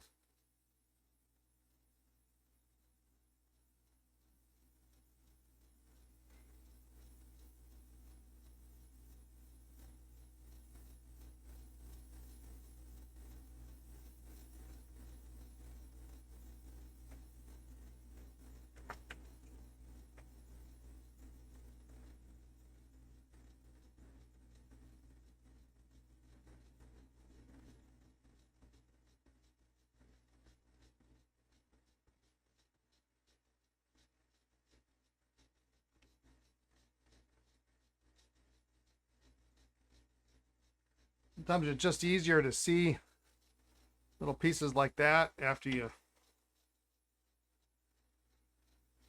pop them in the ultrasonic.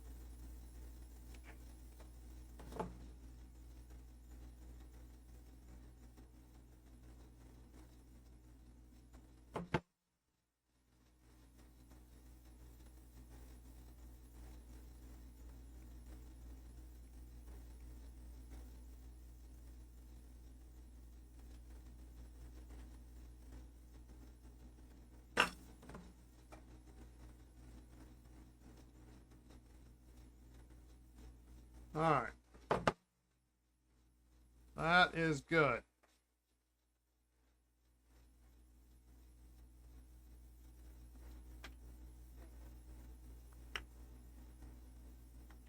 That part, which means we got a feed in this here somewhere.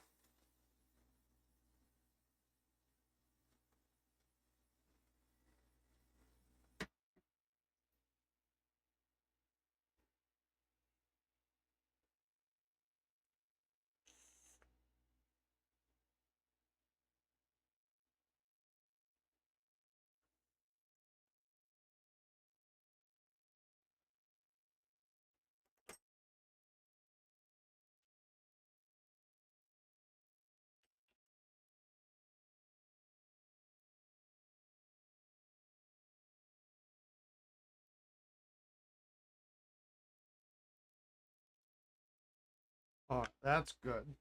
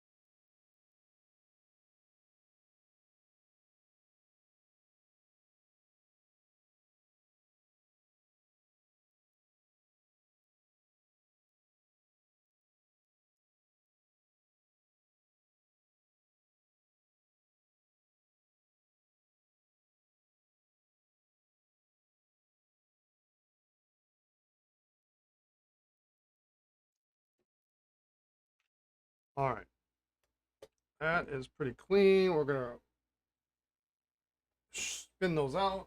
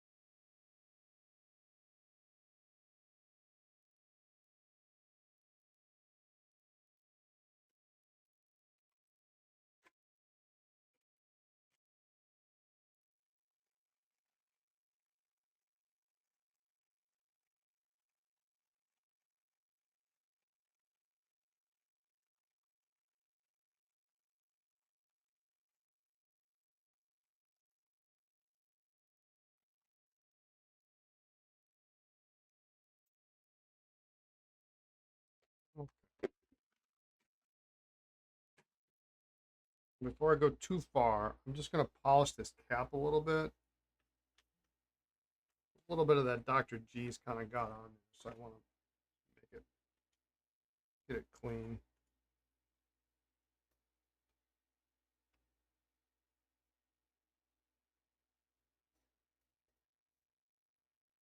Should be fine. It's just a little sticky.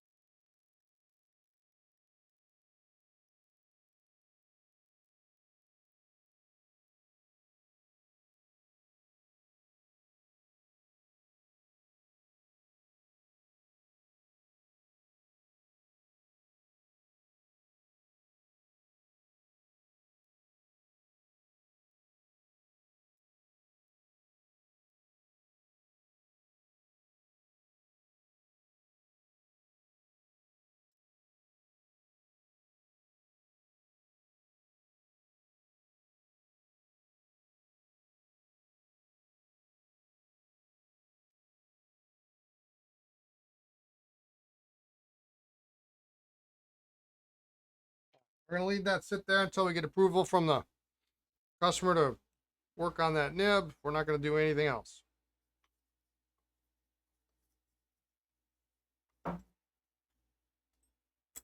They'll get a good news, bad news emails. What they're gonna get.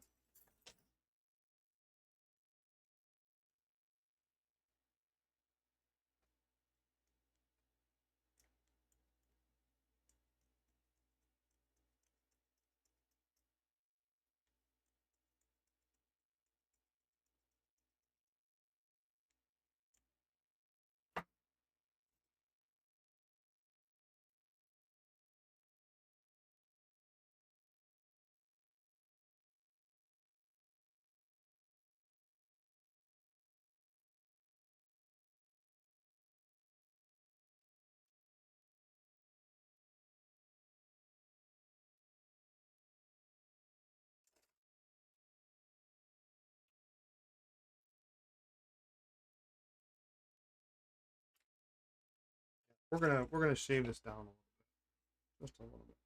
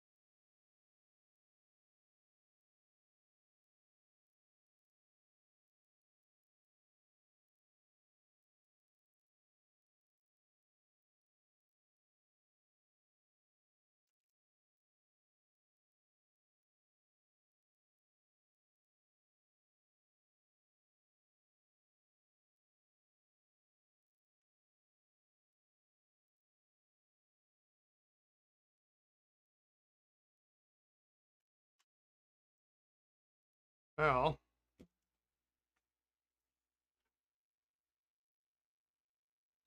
a whole lot of stuff wrong with these two pens.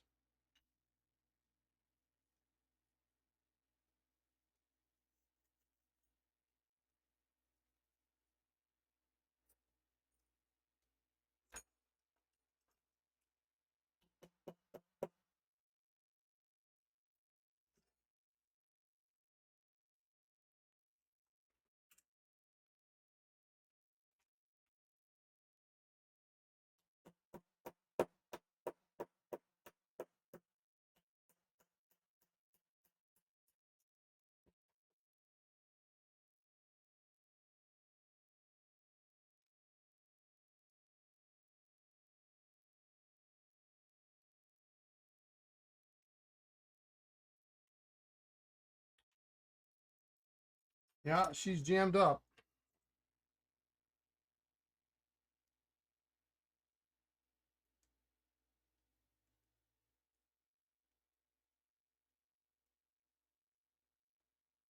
It just goes to prove, just because you put it in an ultrasonic doesn't mean it's going to automatically get clean.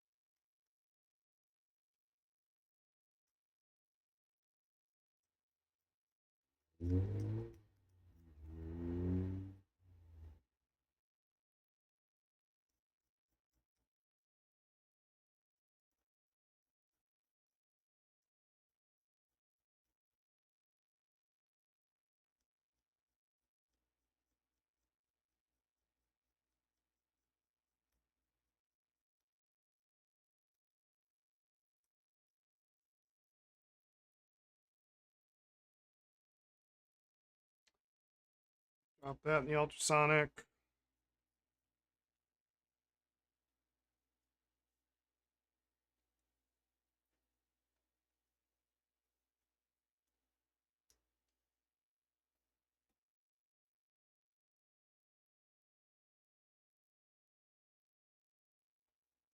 Well, that's nasty.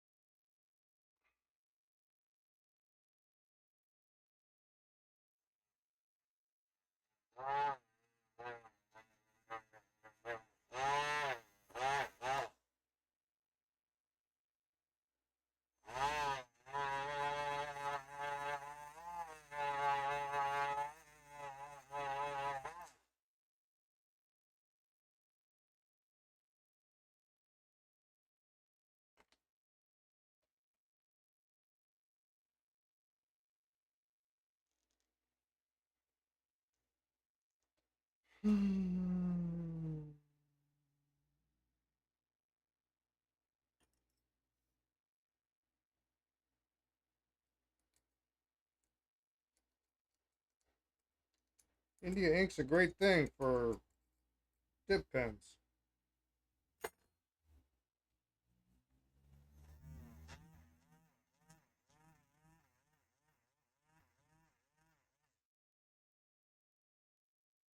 Not for fountain pens.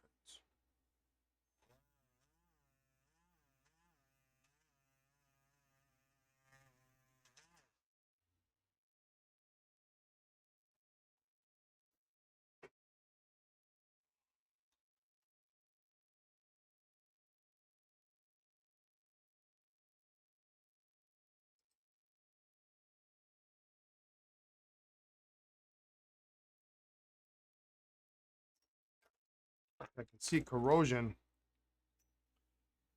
on the underside of the nib. Holy wow. And these are thick nibs too, so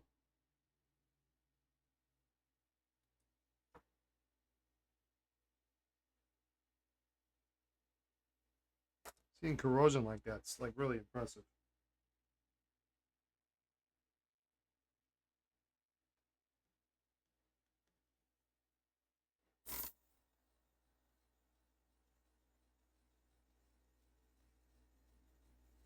Thankfully not on the top, or at least in the visible portion.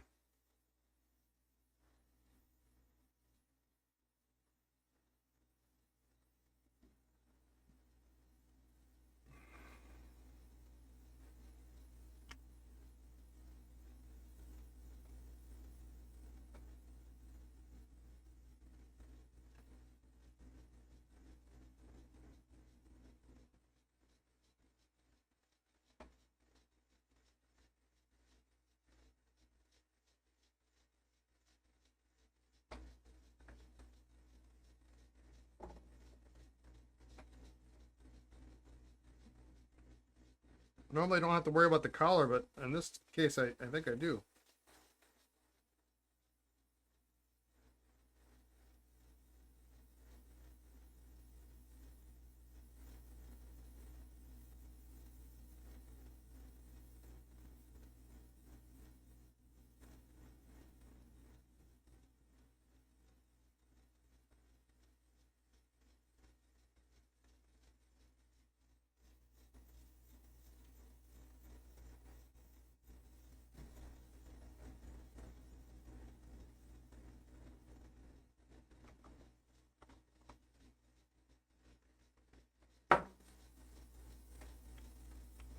Let's speed.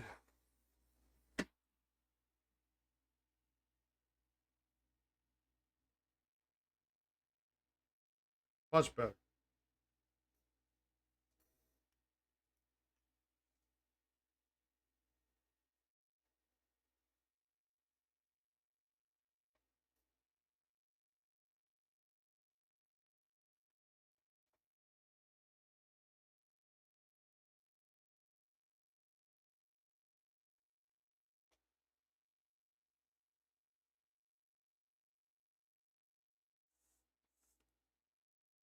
blows through.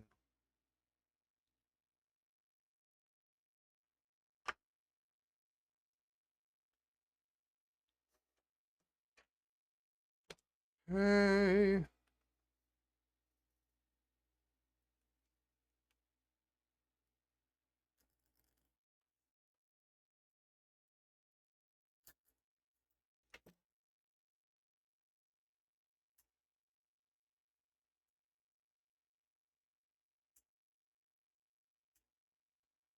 It's got an earlier J bar on it too. All right. Now let's see. I got to figure out where my sacks are here.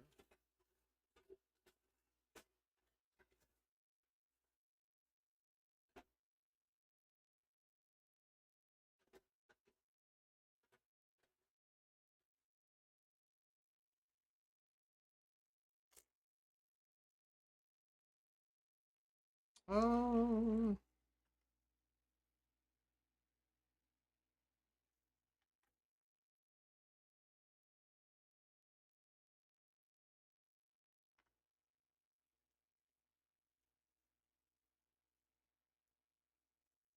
this is earlier. I'm going to go a little bit against the green.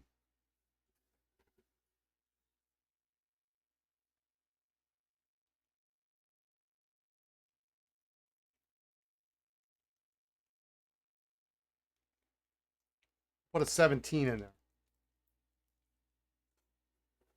There's no sack tray. You've got an earlier section which has a wider nipple on it.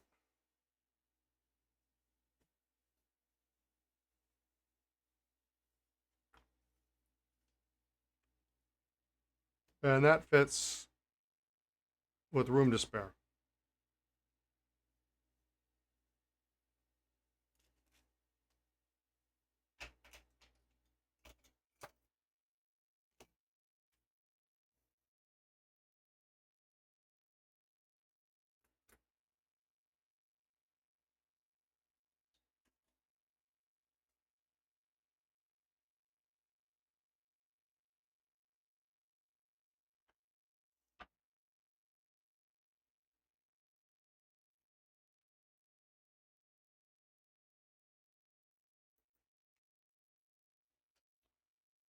All right, well, let's see.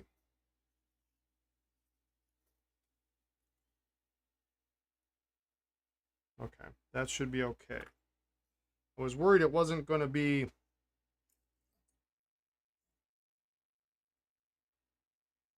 trimmed down enough to get in there comfortably, and then I'd have to take the sack off because it's hard to trim a section with the sack on.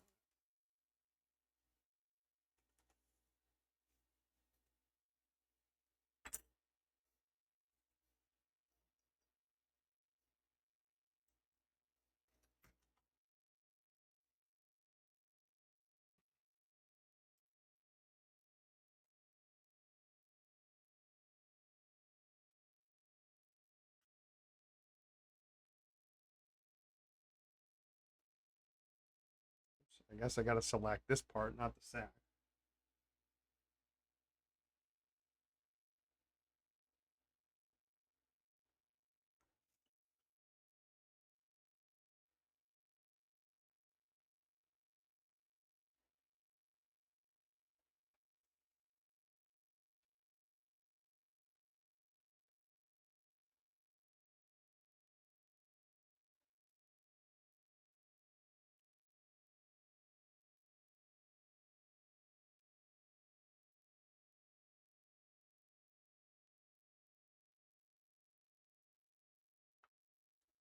That guy should be good to go tomorrow.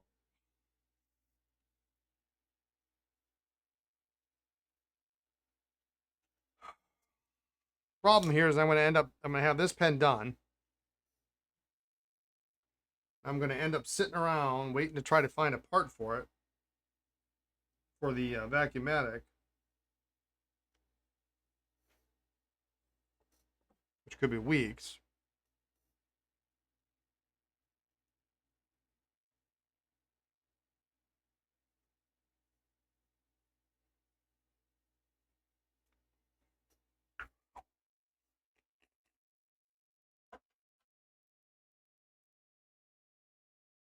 You know, you can't fix this.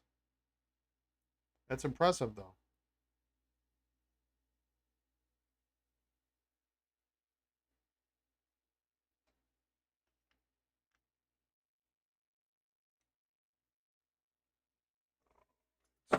Side.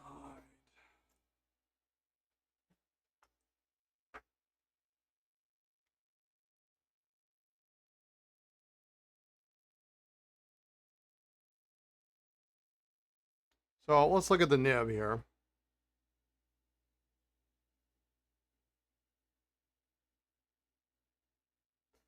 If we look at it, it's really got two bends. It goes up and then down. So my approach would be first to you can go two ways. You can either take this bend and bend it back up at this angle because that's the way it's got to go, or bend this down, which is probably what I would do first.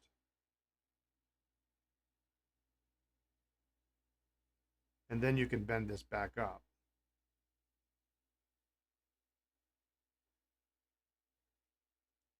But they were bent roughly together.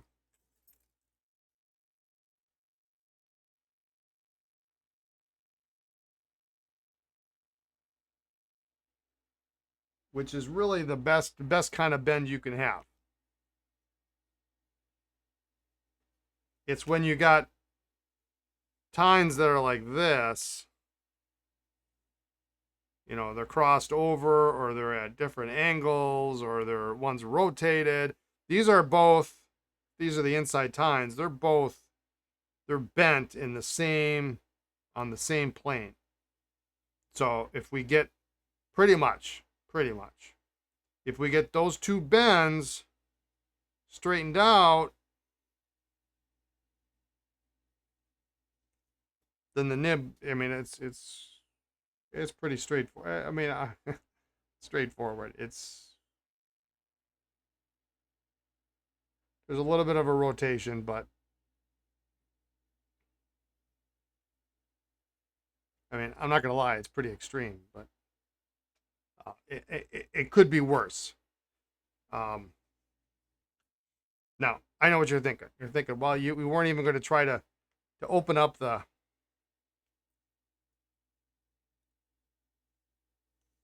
nib on the 58. Well, you know, whereas that's really kind of a fairly standard operation. On a manifold nib, it's very hard, very, very hard. And it's a scarce nib. I mean, worst case scenario here, you replace the nib, and this nib is, well, I mean, this nib is more readily available, for sure.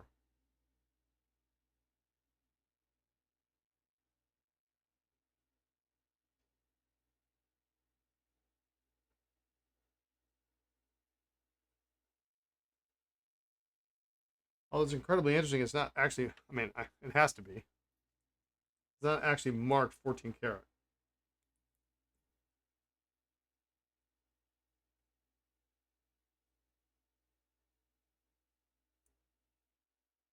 But it is.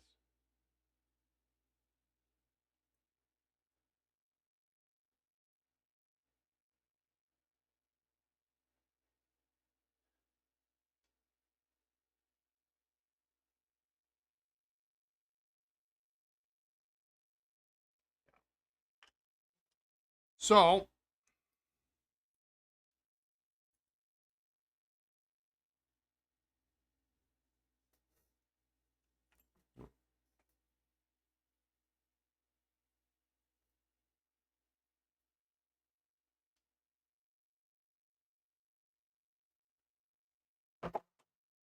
we're gonna wait before we proceed. I mean, they had to have looked at that and looked at this and said, well, you know, that can't be right,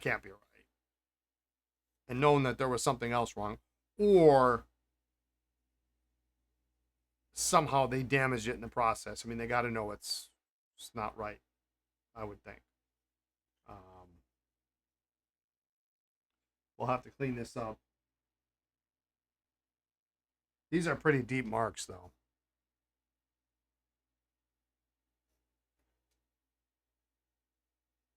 There is not a lot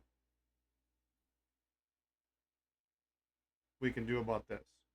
We can make it look nicer. But that's more work than putting this under a, because this is plastic. It's not hard rubber. If it was hard rubber, we go, okay, well, we can get most of it, but there's material missing there. And when you break the surface, if you just deform it and you push rubber aside, it will slide back. But the minute you kind of break that elasticity, in this case, this is plastic. So, I mean, plastic's different, But sometimes plastic works that way too. You can do it with plastic. So, the good news is it's all apart.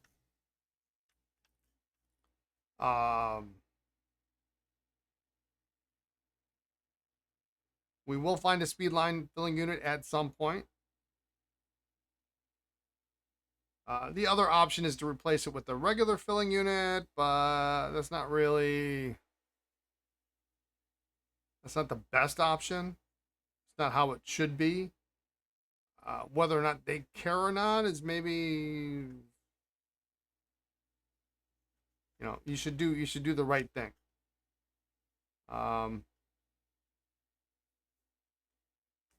It should have a speed line.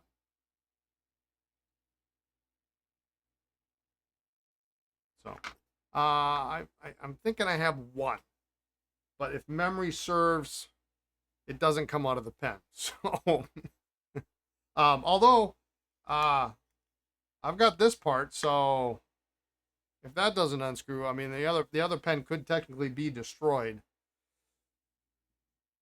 And maybe I could get it out. Maybe. We'll see. So that kind of leaves us at an impasse, doesn't it? Yeah, I guess we could.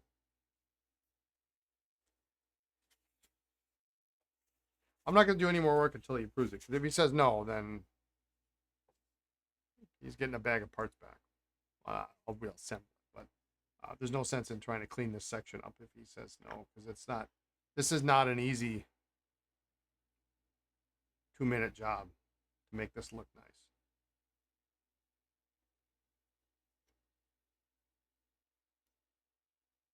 I'm going to leave that in there so it doesn't shrink.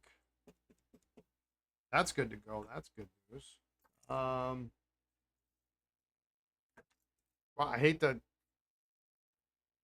quit early today, but I wasn't planning on anything else. What else we got?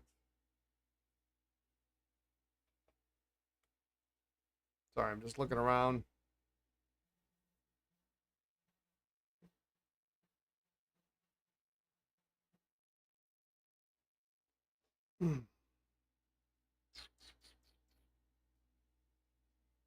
Quite a bunch today.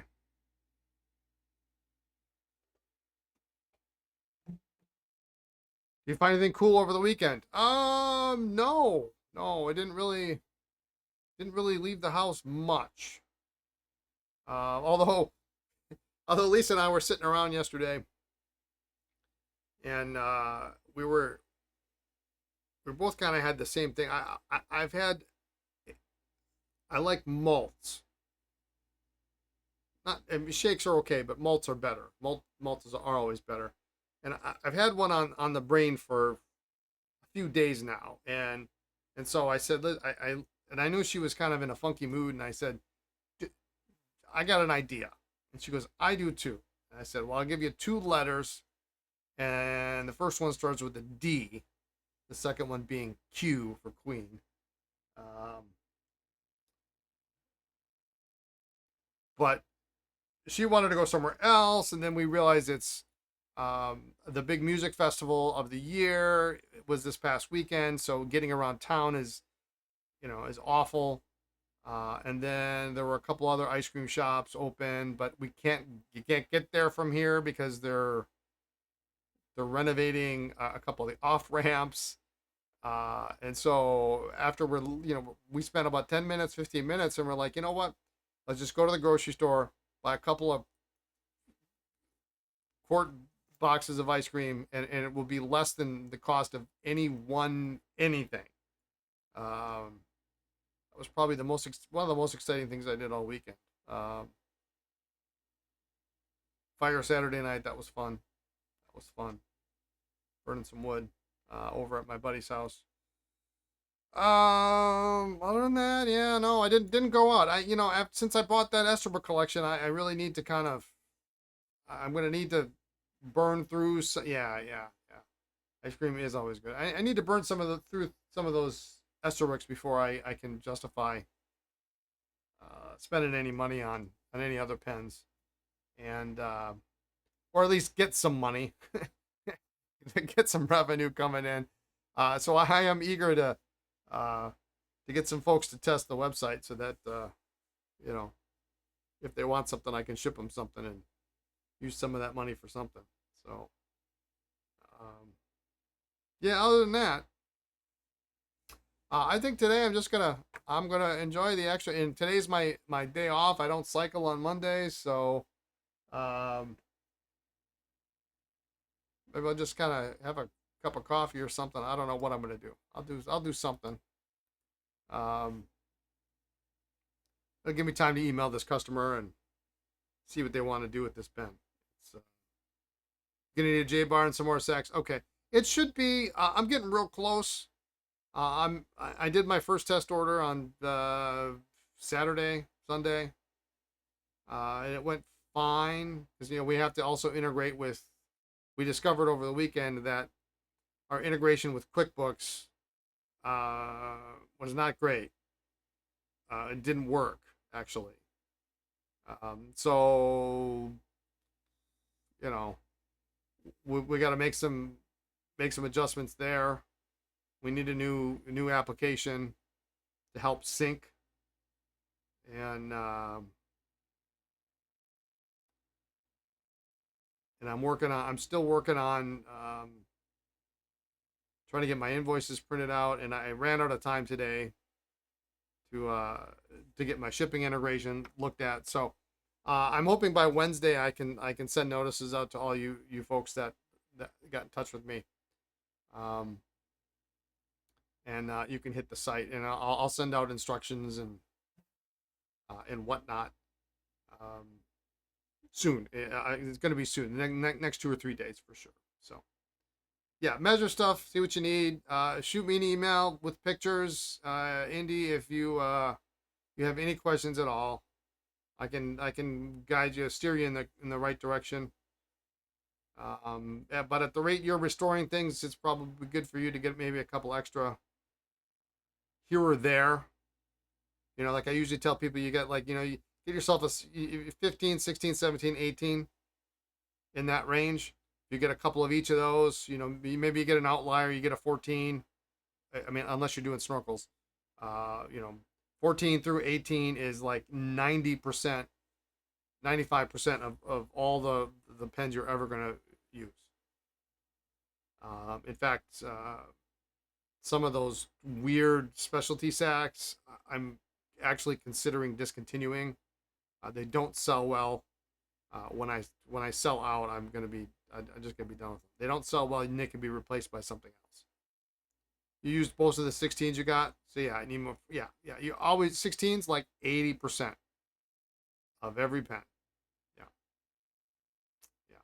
So, you need some help? Just send me an email. I'll be glad to help.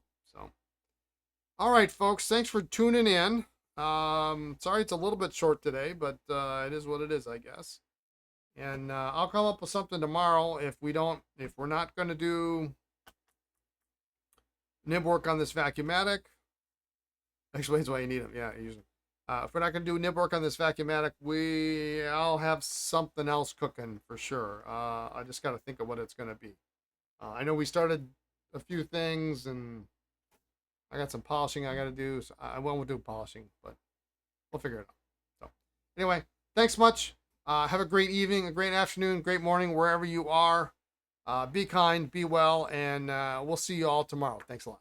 Take care.